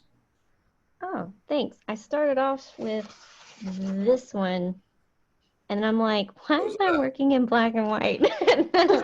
Nice. I know. Yeah, any of you working in black and white, I'm like, you contrarians. Like, I was like, I was looking down. I've got all these colors just like right here. Why didn't I pick one up? I've just gotten into the habit. honestly, That's I don't really even know how I would approach this one in black and white. This would be really tricky to like. Yeah, halfway through, I kept it in color just to try to train. It's a good exercise, but then the other half, I ended up converting it to grayscale because I needed help figuring out a few things. Yeah, I don't think I could do it without that with multiple light sources. Mm-hmm. Yeah, the lights bouncing all over the place with this. It's cool.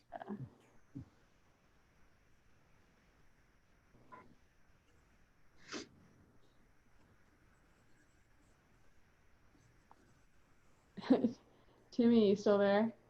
I am. I was Yeah. I was thinking of your brother's Blade Runner costume Oh, recently. yeah. I just finished reading the book that it's based on because I felt Oh. bad that I'd never seen the movie, and it was such a good book, and I kept on visualizing Rick Deckard as your brother.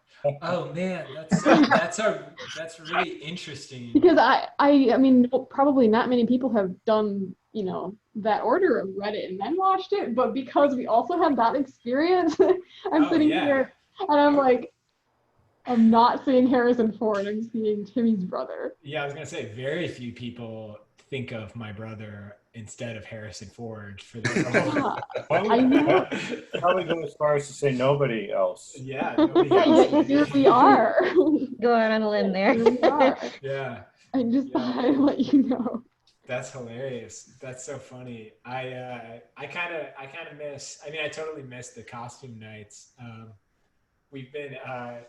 I think we were burning at both ends when we were doing that and classes. The second Yeah. everything kicked off, it was like it was nonstop. It felt like we were doing a Broadway show at our house every week. But I'm happy it happened. Oh, it was so much fun. Yeah, it was pretty amazing. It was so much fun. Christopher, the model, texted me the other week and was like, "You guys didn't replace me, right?"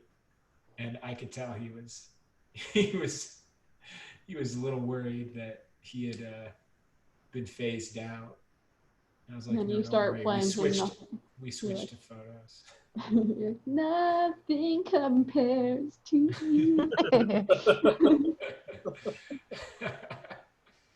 You gotta like play him a little song. No, that sounded good. Good. It's good. How's the rest of it go? Yeah. Like, I don't remember. Can you Yeah, refresh our memory.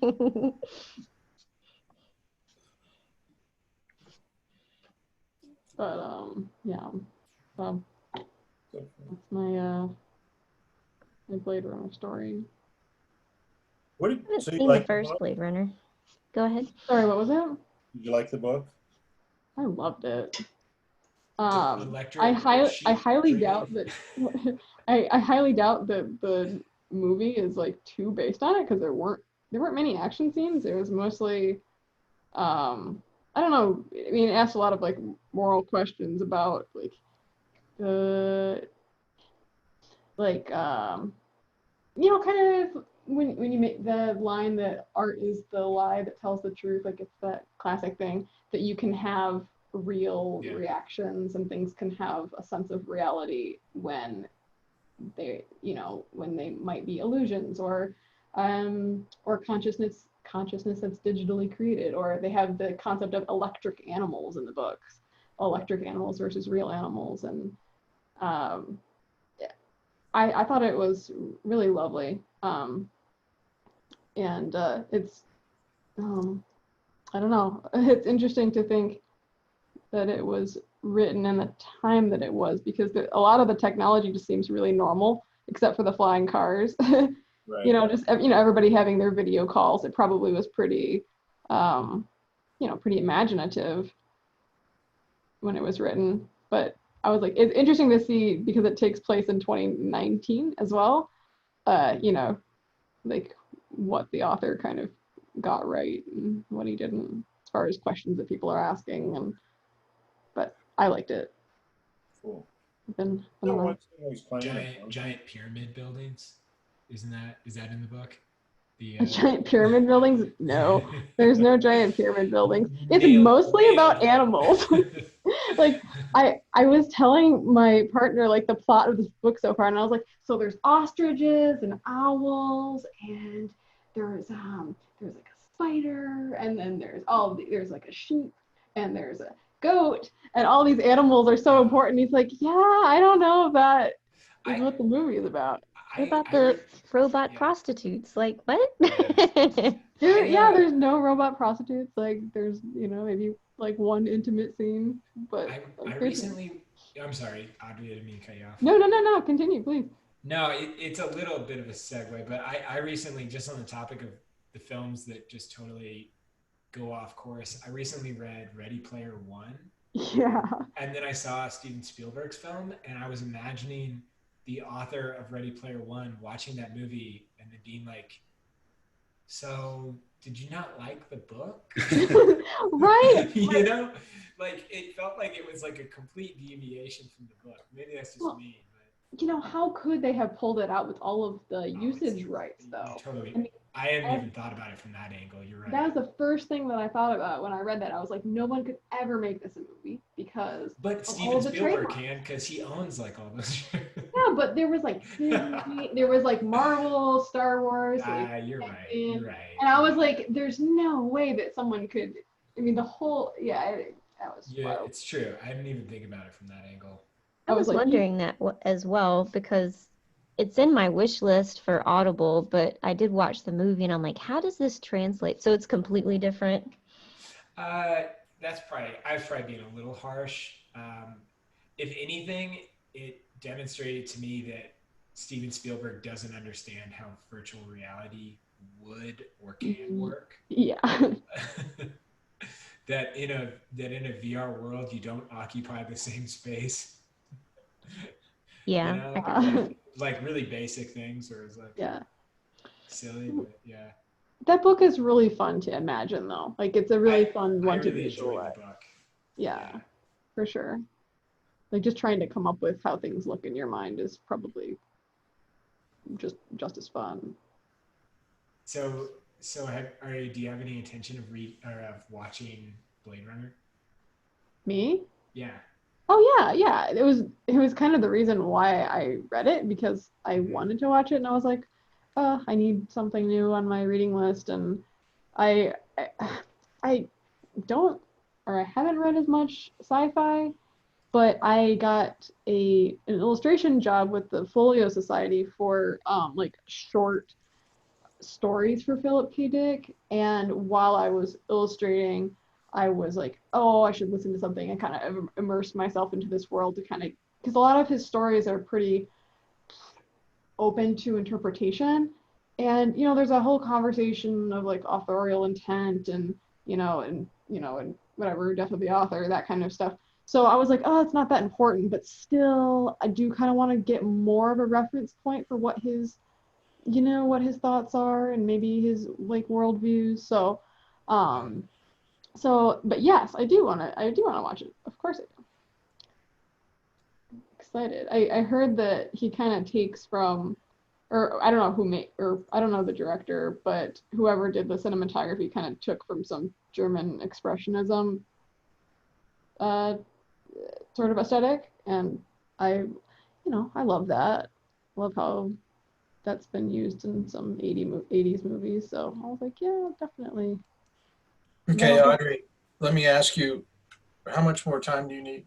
Oh my gosh, I wasn't even keeping track of the time. I We kind of can. noticed that. So, it was a great conversation, though. We interrupted you big time. How about, I mean, what would feel good? 3, 5, whatever you need. Oh, I mean, we can even just move forward. Like, as Bill said, it's perfect. So. Perfect. Perfection has been achieved, so why ruin it? So I mean, I'm feeling, we can Whoa. move forward. Well, I if don't we want to. give you 2 more minutes, you can just keep talking. So that would Yeah. work too. Oh no, I We're don't doing, want to. it was a great conversation. Oh well, like when you spend all Here. day like just Here. with the voices in your head, you never know what you're gonna start talking. Let's do this. Let's do a couple more minutes, and I'll do a tour of all the studios. Yeah, give someone else a chance.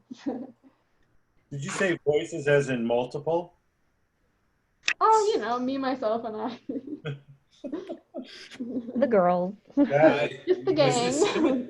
On that, to go back to Blade Runner though, is that a Roger Deakins film, or did he just do the sequel? I wouldn't know. It was Or did he does he have nothing to do with it? I know Ridley Scott. Roger Deakins is the cinematographer. oh yeah. Man, I'm stumped on that. I don't know. I just basically I'm asking in a room something that I can Google. So. It's okay. That's fun. It's a fun pastime. Gil, we're gonna stop by your studio. Oh man, that's great. Nice. Nice, Gil. Because I kept talking, everybody got a little extra time, and the drawings are just that much better. Sweet, Bill. Oh, nice.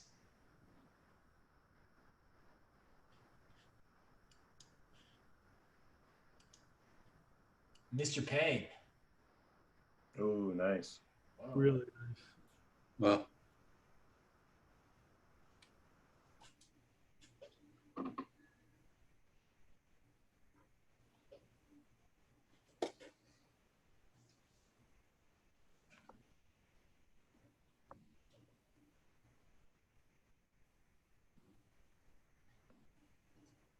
Bill, how often do you work digitally?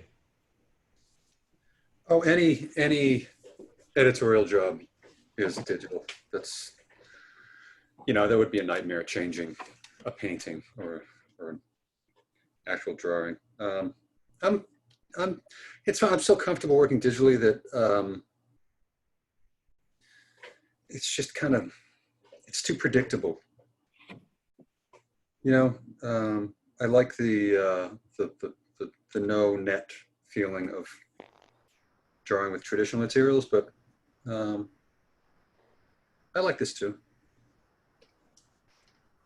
Yeah, the Apple Undo is an addictive thing. I'll tell you what. When I work digitally and then I go traditional and I try to pinch my drawing to make it smaller to look at it. Yeah. Yep. I did that the other day. Phantom pinch. The phantom pinch. The pinch and that sort of reflexive thumb forefinger Command Z. Yes. Mm-hmm. Yes. That's my favorite thing is when one of my parents, my dad used to do it all the time. He got so hooked on his iPad, and then the second you put him in front of any TV or really any screen at all, there'd be this moment where he would reach out and touch it. I love that. And then he'd act like he didn't do it, realizing like, oh yeah, not a tablet. That's funny. I thought everything was touchscreen now. Sorry. Yeah. So who's up last to bat tonight? Is it Yep, still looks great, Audrey. Thank you. Didn't muck it up. You blew right past the stop sign and didn't end up in a heap. Oof. Gil, are you gonna close down the house tonight? Is that Me or Gil? Gil? Yeah, I love ending with Gil because it's so relaxing.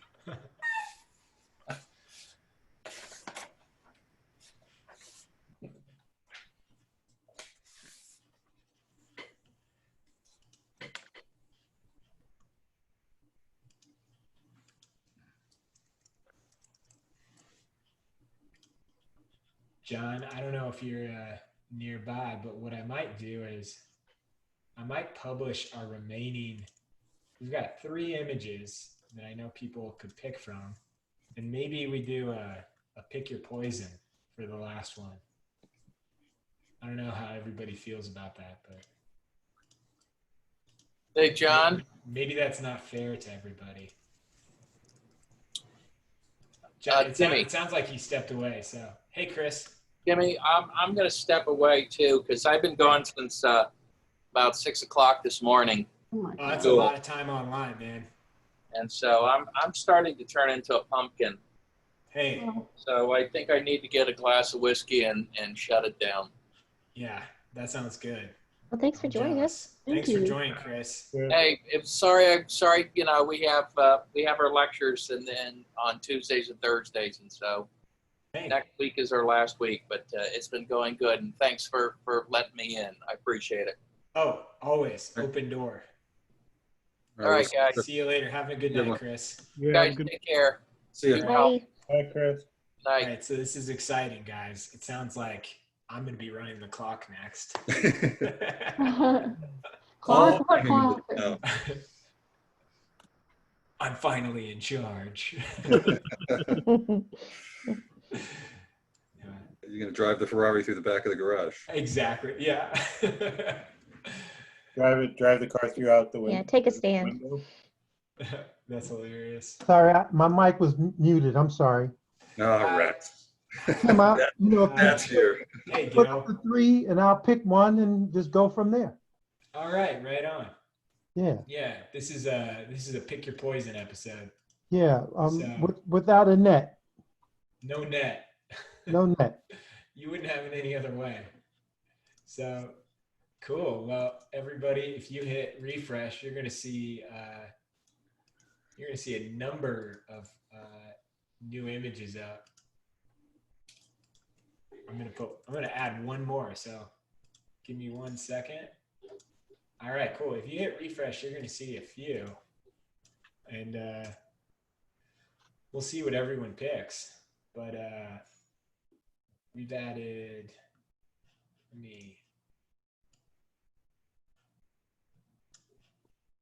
They should all be up now. Hit it one more time because I added one more. Tim, this one is easy to see.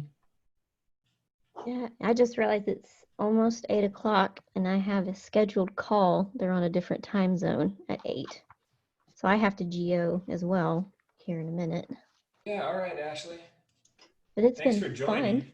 Yeah, yeah. yeah. I've been out of the Always loop great for to the have past 2 weeks, so it's been good. Awesome. Well, thanks. I hope you join us again soon. Yeah, I mean that's the gonna- plan. We're not going to stop asking. Well, it's fun. It's good to get in some practice that's just more of observational drawing. You know, I don't do that enough, so That's really this nice. is good. Thanks. Let me see what it even looks like on here. It looks super washed out on my computer and funky because of this angle. So I'll take a picture of it and that'll probably be a bit better. But, all right, guys. Good night. Have fun. Have fun. Bye. Bye, Ashley. See you later, Ashley. Hey. Amy, I'm gonna jump off and then jump back on because for some reason I'm having some weird things going on here. All right. Okay, Cool. so I'll be back in a Right second. on. All right. Okay, Gil, we're heading to your studio. And All right, so I picked the girl with the beautiful shawl and all the jewelry. okay. Here one. You see it? Yeah. Okay. Fantastic. Okay, everybody. I hope everybody's refreshed their page. They see these new photos. Tonight we're closing it down with pick your poison. We've got 4 new images you can choose from, and Gil is going with the that amazing dress. Not the dress, the portrait.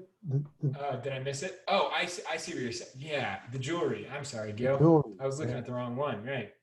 And I'm kind of in a fight the portrait night, so I'm going to be Yeah, I was really gonna say, focusing Gil. on that. I was gonna say, Gil, the ruffles on that dress. That's gonna be busy. I'll get dizzy. Yeah. No, I love this photo that you chose. And I'm just going to see how far I could go. What's interesting is like I feel compelled to figure out a way to work in color. I'm glad I could get away with just drawing, because that's what this night is about for me, just drawing. Uh-huh. My color game is where it is, but I don't have a fast, process when working with color. If I did anything, I would steal from Chris and the guys that block in and use a tone paper, which totally makes sense to me. But my color is so spontaneous that I can't, maybe trying a limited palette, that would be fun to try. So I'm going to try to figure it out. So our participants will watch me bail and fail until I figure out how to do it when the day comes. So that in itself will be a learning experience. I don't know. John, one of our attendees, John, just said, "I'm going to pick the same as Gil and hope some of his talent rubs off while I watch." So. But yeah, I love the conversation. I don't watch TV too much now, other than the news. I'm kind of a weird space.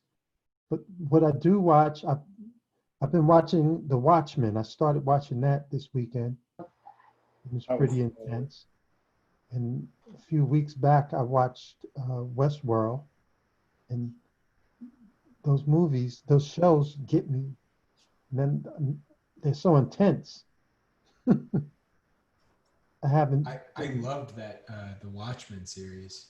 Yeah, I just watched the first episode, and it was so intense and crazy. Yeah. And it's kind of ironic of what's going on, and I don't have my facts right, but that it was based on the burning of that Black community in Oklahoma.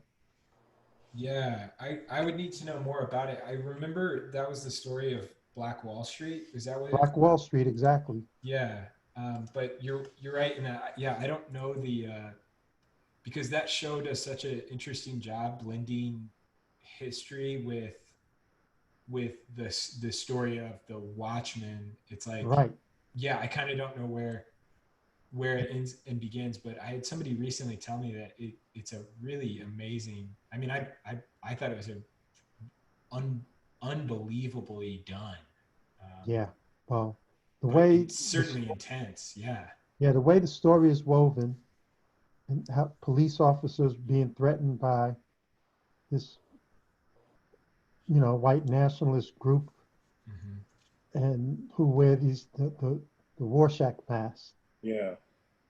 And they were so dangerous and so threatening that the police had to start wearing masks and to be protected, right, from this organization. And that's all I have for you right now, but it's just intense and it's well done.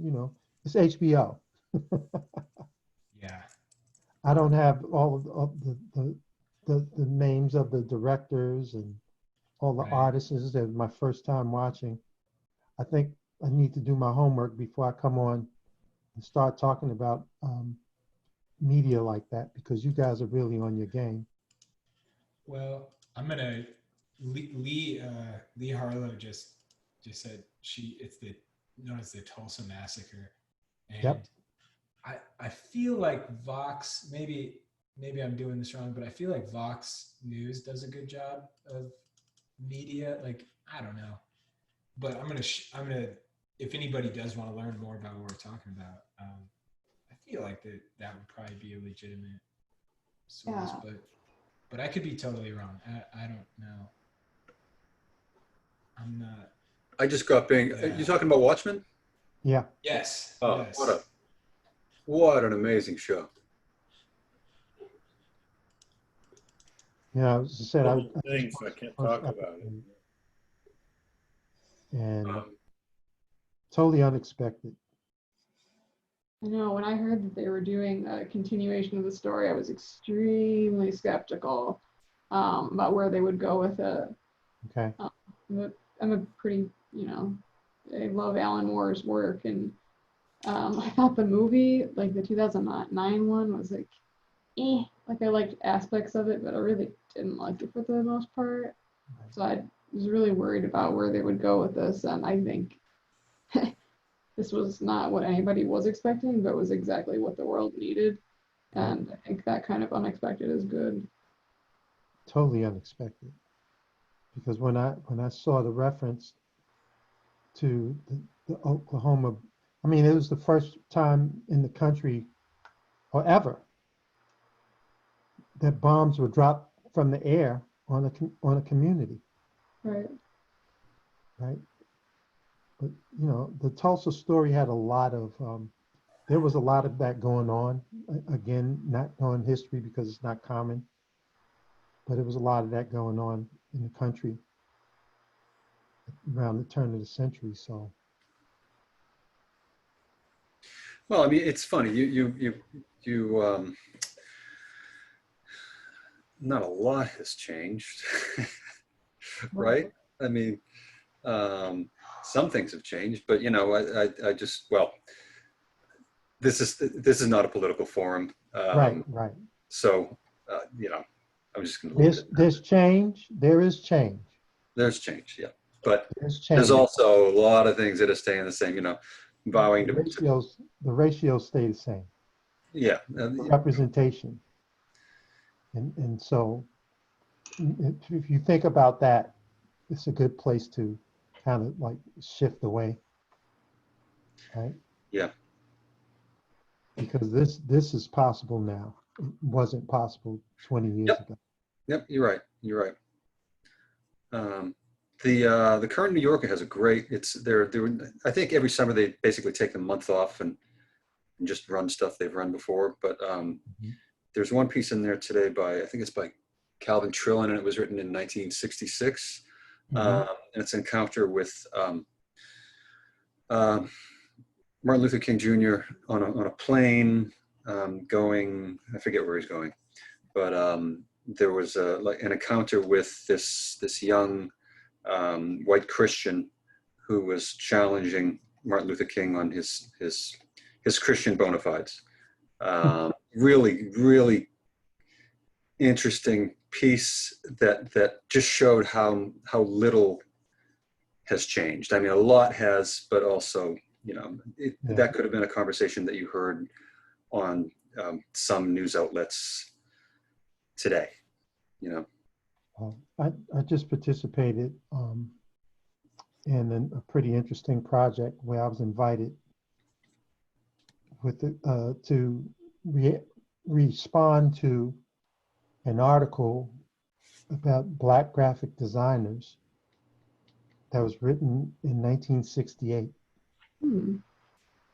And I was asked to review and respond a series of questions, and it's published, and I'll get the information. But the article was initially published by Print Magazine, and just reinforced that idea of the little change that has occurred, but how unfortunately things have remained the same. Yeah. So, there's hope. The world is reacting to the enforcing and supporting this kind of change. So Yeah, it's amazing that it seems that all the world events seem to line up perfectly. right. You know, we're all shut in and all paying attention to the news, and you know, it's been 4 years of I don't care what your side you're on, 4 years of just shouting and screaming. Right. So you know, I read somebody refer to it as kindling, which is a perfect way to put it. Hmm. You know. Well, it's interesting too, because it's very easy to see, like, everything that's crazy is not is out in the open. It's not obscured. Right. Right? And that's a pretty heavy thing, Yep. because it allows you to see, just like the power of a nonviolent protest, right? Yep. For human rights, for civil rights, made it easy to see who the aggressor was, right? If you were confused about the argument, Huh. that was the power of the nonviolent movement, Right. right? Because it was like you saw these people fighting for, right, their rights, utilizing their constitutional rights, and being set upon by the law, Yep. by law enforcement. So it was easy, if you were looking for a reason or a space to try to understand, it was easier to see. Let's put it like that. Yeah. You know, I think so, some people never saw it though. yeah, well, Some people never see it. Some people will never see it. and they will And never see it. Well, it's like, you know, the sons and daughters of the war that was lost, right? Yep. They lost the war, but they won in another way, because they've won through legislation. Because Yeah. Yeah. That's a very good the point. the laws of the land that were written by people that had that belief in free labor, right, obscured the amendments that were made, right? The 14th Amendment was obscured. The inability to utilize the courts for protection, Yeah. right? The protection of for business, for home ownership, for education, to prove discrimination. So Yeah, Gil, you know, I thought, because I feel really thankful for, you know, you and I have had a lot of conversations right, and, you know, about these things. And one of the things that kind of early on, you know, John and I are, you know, really, I mean, I think one of the things that makes these events so special and I think really interesting is, you know, while we would say like this isn't a political forum, you know, people want to relax and draw. What I will say is it's definitely it's a really inclusive, that these online events, not just ours, but really any of these events that are, because, you know, believe it or not, if you're in the crowd, you should know there are other free online events like this that are happening. And that's really, I think, pretty amazing that we're all tuning in from all these different bubbles that we all live in. And I'm sure we all kind of belong to a little bit of a bubble, but I think that there's something really special about this. So I'm thankful for it, because I feel like I've gotten to meet people from all over the world, not just through our school, but through this, which is one. It's just a whole.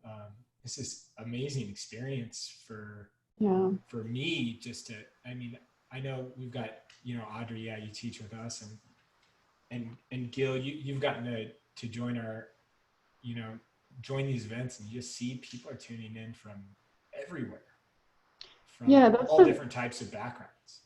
Yeah, that's what gets me, like, you know, just to build on what we all been talking about, like, you know, we do exist in the world, so it's, you know, it's interesting to, like, you know, have an event in the same space that, you know, life is unfolding.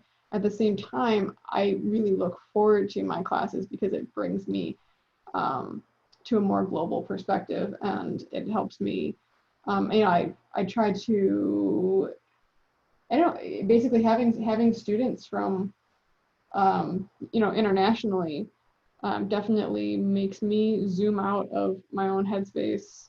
You know, it seems like an obvious thing, but No. it's It's a helpful. really good point.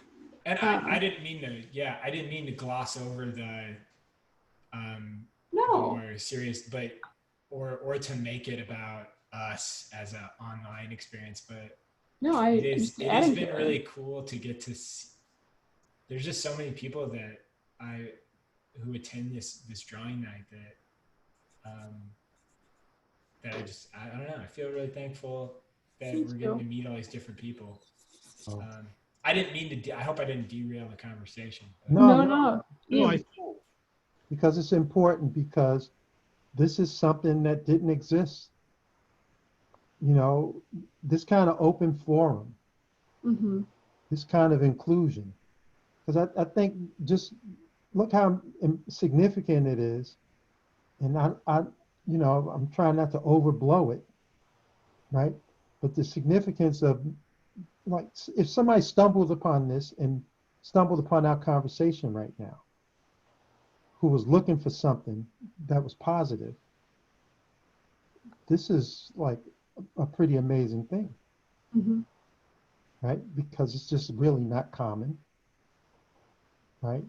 That I'm sitting in on the panel, I'm certainly not the only capable Black artist, African American artist, you know, in the heap, by no means.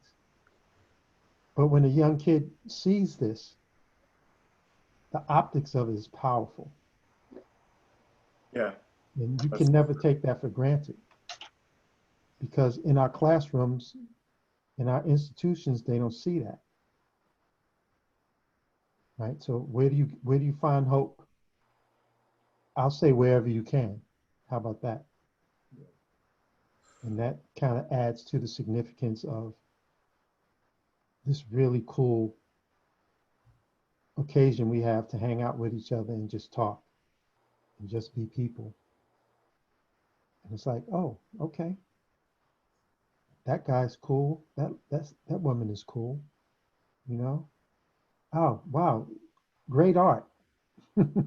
Yeah, great art. You know, how about that? Oh, we have that in common. Oh, I didn't know that. Someone just messaged the panel and said, "Do you all know each other from before this?"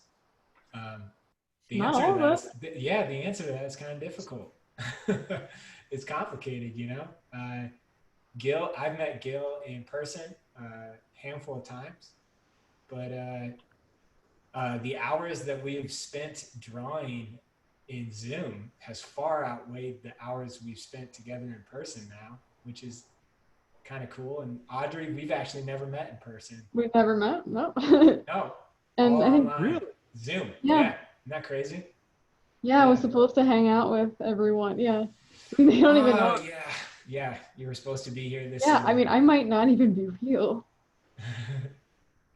Yeah. I've met. Audrey is a cyborg, I think. The entity known as Audrey. Audrey was a computer drawing program. Audrey, we met at Yeah. CCS, right? Yeah, we did. We had lunch together when Right. that, You did a demo. yeah. And now we might see each other again. I know. I'm gonna be DSA. starting. I heard you're the one to go to I had a meeting with Francis on Monday. So Right. You just sent me. So I need to get some direct information for you, because I went to your site and Mhm. I didn't fill in one of your calling Oh. cards. Your dance card. I didn't fill in Gotcha. the dance card. That's what it is, right? Gotcha. I'm going to be teaching a figure class at CCS in the fall. So we'll be running into each other. We'll be running into it. Uh-oh, I hope And it's that not should on be interesting. Saturdays. I hope it's not on Saturdays. It's not on Saturdays. Are you guys- We would never. Yeah, Gil, she's busy on Saturdays. Are you guys live or online? It's live with the protective face shield in a figure class. Oh, wow. It's gonna be Yeah. hybrid. It's a hybrid class, so but we're figuring that all out. Gosh, it's seems like so much, but I'm sure when it's in practice and not just talking about it, it'll start to make sense for everyone. Yeah, for sure. But I'm just lucky that I actually know some of y'all in person, so I'm not just jumping into it with a weird year, not knowing anybody. We're more than lucky to have you joining our team. Absolutely. Well, sure. And Don, it wouldn't be bad if you said something. No, I absolutely no. It just so happened that you're here, right? No, I'm really excited about you joining with us this upcoming semester, and I won't be around as much as Francis or Right. Gail, but I definitely am going to be there to stop in when I can. So Right. I'm really excited though. I think it's going to be terrific for the students. I think Question. I'm really looking forward to it. You're, Yeah. you're Been great having contributing you as a so colleague here. much. You're contributing so much, Audrey. Wow. Thank It's gonna be you. awesome having you. Try not to overthink it and just No, just be Oh. who you are. That's right. It's nothing. Precisely why we want you, why we were excited about having you teach is you do what you do best. You do what you do. So you heard it here Yeah. first. Yeah. Can you say it first? No. Yeah. You guys are great, and just I'm just thankful for all of you people. All right, so we're at T-minus 10 seconds, Gil. Okay. Dang. Good. I managed to pull off a portrait. It looks great. It's a beautiful drawing. It looks Thank so you. great. Very nice, Gil. How extreme is my angle? Is it okay? It's great. It's perfect. I think it's good. Yeah. Talking about the angle of the camera or the angle of the Yeah, drawing? the angle of the camera. All I right. have Yeah. to figure out how to get it overhead behind me to get a little flush. We'll send you a drone. That's what. We can't help you much because Chris Payne's left the room. So Yeah, our tech. our tech is gone. Yeah, Chris is running the tech. Now, there's a person in the crew who has MacGyver type moves who could probably advise me. I won't name him, right, Kilpatrick? Yeah, I got all kinds of stuff I can. Yeah, when we did the switch to, kind of this emergency move to move stuff online, another of our faculty showed me his plans on how he made a PVC shooting stand. That's what I've been using throughout this. Yeah. And I was going to try to modify that design, and I tried doing it. I just went ahead and bought myself a tripod for, other stuff, but. But do you have an arm to attach to your tripod? I do. I have that stuff, and it's just I've had a difficult time finding where it's at because Okay. for a while there I couldn't get into my office at the college, and I think something's there, and it's all these. I'm thinking that if I could find sort of like a boom arm, guess that's what it would that be? Is that a good term, Tim? Oh yeah. A boom arm to attach to the real. tripod that I could just use to mount the Gil, camera. I know exactly. I'm going to send you a couple of links. I know Awesome. exactly Thank what you need. Thank you. Yeah. Thank you. We'll decide what scale you want this on. I'm sticking with our current camera size. All right. Yeah. small, and it would probably Yeah. be about a foot, or if it's some Yeah. kind of attachment that allows you to position. Yeah, absolutely. I'll send it. In fact, I'm gonna send it because we got so many artists in the. I think so many people are having to stream. I'm gonna share it to Right. our Facebook group because Awesome. it's there's a trick. I mean, there's an art to streaming what you're drawing well. Oh yeah. Yeah. It's a whole There nother is. ballgame, you know. So, you know, while we're chatting, everybody, remember to post your work to Instagram and Facebook, and yeah, if you want to, TC, tag the Wade brothers. They'd love to see it. They'd really get a kick out of it. So happy I finally know where all this is coming from. It's been a while. I was like, whoa. Raymond didn't know that I knew them, and he goes, the first time he was in the meeting early, and he goes, "So you like worried about getting sued or anything?" Yeah, I thought that too. I was like, okay, you guys must have. I was like, you guys must have the rights. Yeah, and I was like, like, yeah, I was like, no, they're letting us use it, but yeah, we might get sued too, you know. So, no, it's actually such great I don't say like exposure, but it's nice like outreach for their work. You know, like I'm a person who would not have known their work. And yeah, how about, it is yeah, it's really fun. They're just totally doing it because I think they thought we did it 1 week and they really appreciated it. And honestly, the audience, I'm looking at the artwork that's posted right now. It's so cool seeing like dozens of different interpretations of one photo. exactly. It's so special. And I think as a photographer, if you're not a drawer, it's really exciting. Yeah, my see photo it. friends love when I like interpret their work on my sketchbook or things like that. I mean, I Yeah. can't speak for Wow. everyone, but Right. Yeah, exactly. Yeah. And that's why I was saying these photos, because the color, the filters, they're beautifully shot, they're well lit, you know, they're perfect reference. The worst thing that could happen is that they influence you in making your own aesthetic choices.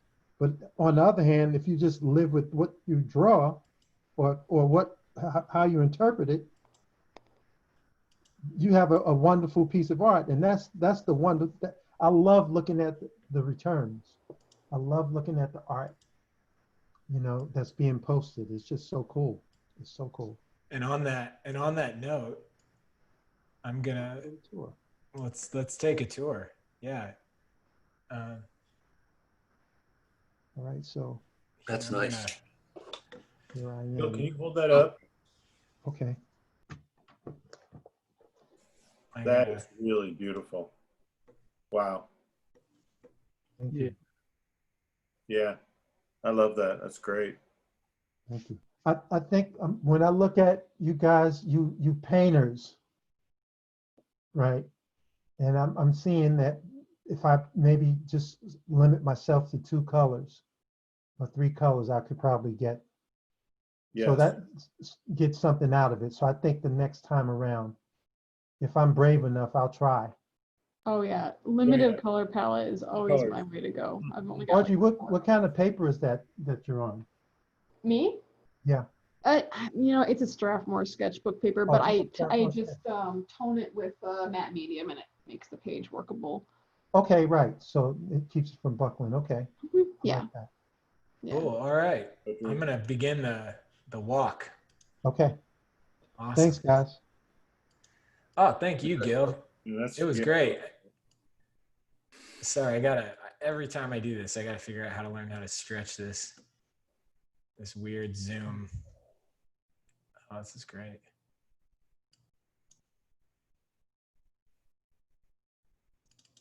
Whoops. Crazy click. Andy, great to have you. Awesome. Lee.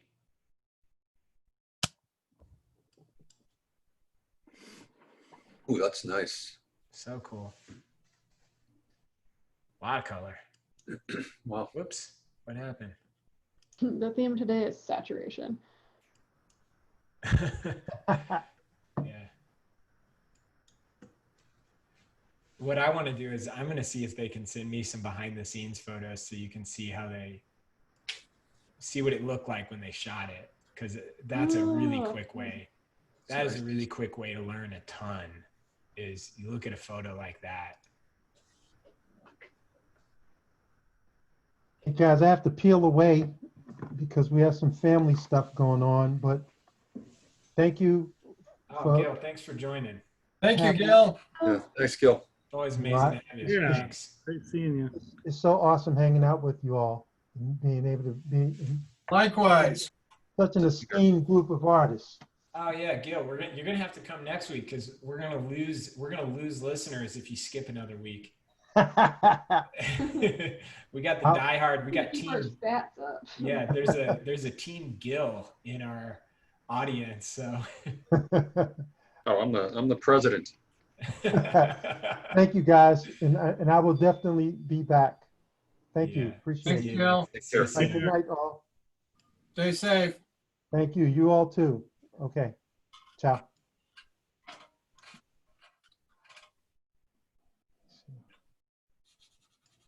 Awesome. Eddie, great.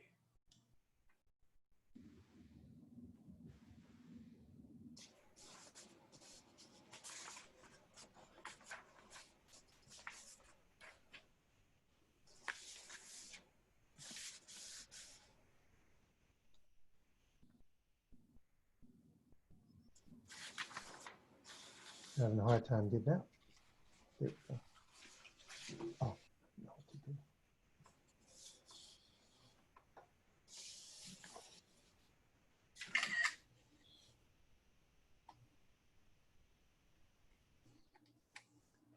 Nice drawing. That's really nice. Yeah.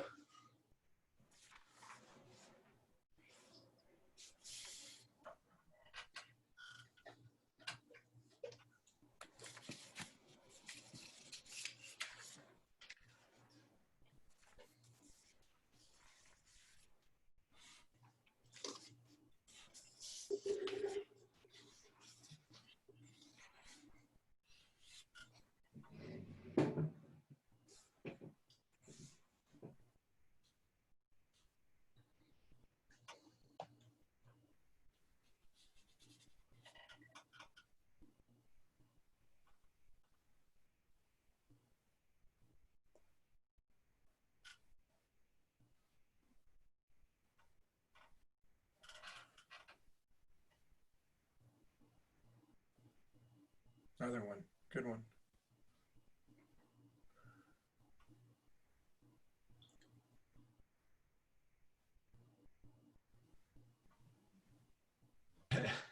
Packaging design. They really took creative freedom with this. Oh wow. Yeah. Oh, No, wait. this is a different Yeah. isolation. Okay, I was like, that's Yeah. 7 hours ago. No, yeah, it's we're having to fight for our ownership of the hashtag. Oh. Oh yeah. I've seen it around. Yeah. Now, here, I'm gonna stop share and we'll go good to thing we're all illustration fighters. Mhm. non-violently. Peaceful WWE. Well, there's Peaceful. there's the grudge match right there. We'll What's fight. that? We'll fight for our name, our URL. Yeah. There you URL. Hey. Yeah. Sure. Nobody's gonna take our Facebook group from us. Other The than gangs of Facebook. isolation. Or maybe Facebook. Yeah.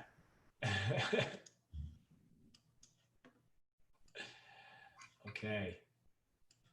Here we go. Oh, hey, there's Anna. Awesome. Nice. Thanks, Anna. Anna submitted a great piece in her, Dale, I don't know if you said, it was in Sterling's class, a piece she worked on at our class, started in our class, and she just killed it. Oh, I gotta check it out. I've got to I'm gonna do my Slack hours tomorrow. Table setting with the sun, you know. Oh yeah. So you got it right. Oh, cool. Whoa. Wow. Very cool. That's awesome. Damn, attitude with that one. That's great. Oh, yeah, I love the silhouette. That's beautiful too. And sometimes like getting to see these, it feels like getting to like meet the person in the photo because you're seeing so many different aspects. Cool. Somebody grabbed, deviated from the chosen art. That's awesome. Awesome. Yeah. That is It's cool. fun. Why? Double spread. Double page spread. That's great.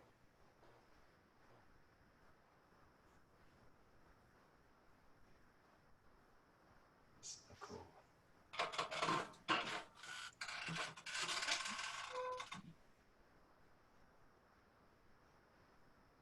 Very cool. Ashley. Awesome. Nice. Great stuff. I didn't realize she did one color, one no color. I didn't see that. Fun. Felicity. Right, Felicity. It's gorgeous. That's awesome. Yeah. That's Great. awesome. Yeah, it's always so fresh. That's awesome. Belongs in the New Yorker. Yeah. Yeah. Like Egon Eric Schiele. Kalman's going to have some competition there. Thanks, Andrew. Feel bad for the people that go before and after Felicity. No. Well, I think she just Sorry, has Dale. Sorry, Dale. Yeah. Oh, Her just line work is so good. Yeah. Like she has such good contours. Oh, that's great.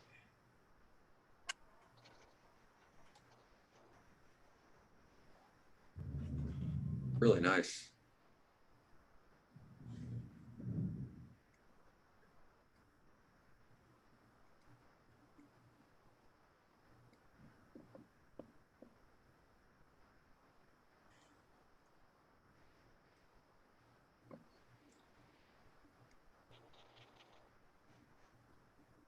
Oh, that's cool.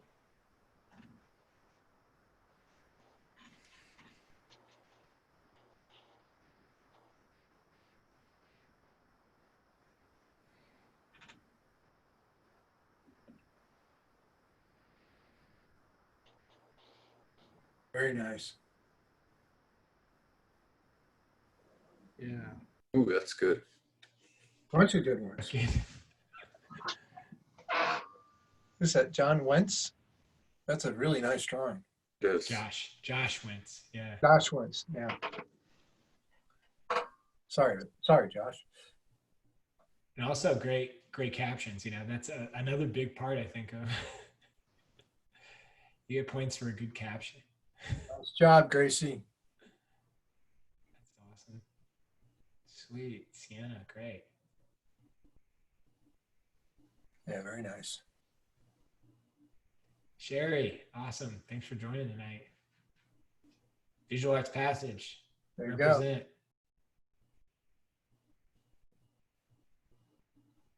We need to get like an ad buyer from Nike here to help us out. Is that cheating? Yeah. Nice, Brian. Wow, that's good.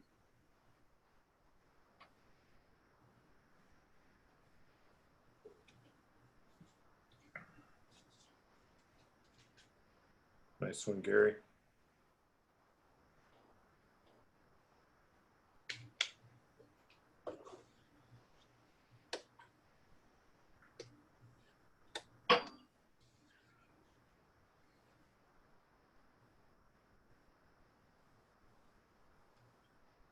It's a good drawing.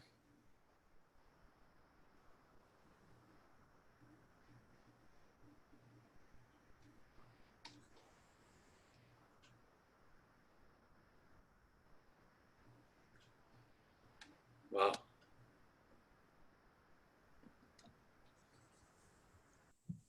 Another passage member. Yep. Awesome to have you, Jonathan. New student.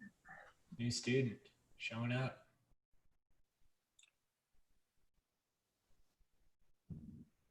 I mean, we've got a lot of students in the crowd. Yep. I like the squirrel Bless you. too. Love that. Yeah. Oh yeah. Yeah. Oh man. Oh my God. That's The elephant. There you go. There. John, that looks like your elephant. The you know what I'm talking about? Yeah. Your, yeah. Sculpture. Yeah. What is that? I have a wooden sculpture of an elephant. Oh, I thought he meant that's the way you draw elephants. No. I wish I could draw an elephant. I know. I was gonna say. My my dad went to speak at his youngest daughter's, my half sister's school one day. Showed him what he did and did all this stuff, and he did a drawing of a horse. And when he came home, his daughter, my youngest sister, was upset with him. He said, "Dad, do you think if you did that again, you could draw a horse that actually looked like a horse?" savage. That is pretty savage. He scroll up. I want to see that watercolor. Oh yeah. That's beautiful. Really nice. Awesome. Yeah, that's nice. That's nice. That's proof. Kids definitely are savage. I'm here for it. They just don't lie. Well, Oh Yeah. yeah. Always ask. the point was my dad was Oh, purposely drawing the horse not to look like a horse. Oh yeah. Well, on the topic of like savage second graders, Gianna teaches second grade, and she taught first grade for a while, and I went and visited her class one year, and then it was kindergarten, and then when they were in second grade and she was teaching the same kids, I went back and stopped by to like drop something off, and one of the kids was like, "You're Mr. Timmy," and I was like, "Yeah." And I go, "Wow, you remember me?" And she goes, "Yeah, you used to have more hair." And I was like, whoa, I am going to think about this for way too long. Oh man. I was like, Oh no. and then she could see it she goes, "No, not like that." And it was like, oh my God, I looked that insecure from the second grader. The backpedal. Yeah, a second grader could tell that they hurt my feelings. That's a nice painting right there. Oh yeah. Yeah, that's really, Sherry, that's gorgeous. Yeah, that's killer. Very awesome. really nice. That's great. That's funny, Timmy. Oh wow. That's That's fine. Cool. Oh, wow. Yeah. That's cool. Yeah. That reminds me of some of the I don't know if it's, I think it was Amazon Prime. They had all the vintage 1950s drive-in movie advertisements, and there's so many cool like little abstractions that reminded me of that painting in those just hot dog ads. It was really, really cool, but I love the energy of that shape one. Awesome, Addie.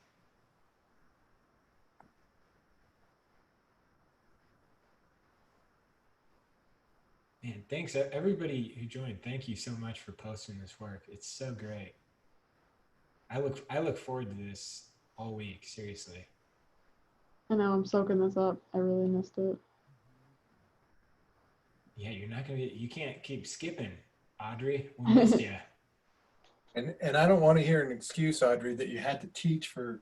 Oh, Yeah. Yes. not allowed. Not allowed. Oh, Not allowed. you're nervous That too never much. happens. Yeah. Yeah. Yeah, Don, we own Thursday nights. Wow. Anthony's Wow. here is killer. Yeah. Yeah. Dang. Nice. Some good stuff in there. Nice, Addie. Addie, you've been doing some beautiful portraits this last month. I've been liking all of them.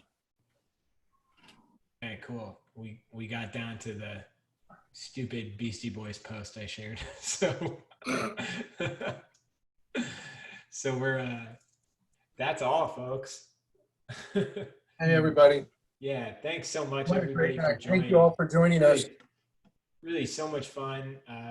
Audrey, Don, Dale, Bill. Did we lose you, Bill? No, you're here, Bill. I'm here. Gil Gil Ashby joined. Chris, Payne. Ashley. Ashley Lovett. Yeah, awesome to have all you join. Seriously, means a lot. And yeah, please join us next week. We're same place, same time. So Be there. Woo. All right, everybody. Audrey's still working. So Oh, I know. I can't help it. It's like Really nice. I don't blame you for still working. That's Yeah, it's beautiful. I like never worked this colorful, so like I'm just doing what to do. I got my palette out, might as well. That's fantastic. Well, have a nice. I know. Be safe. Everybody, have a great week. Everyone. Thank you.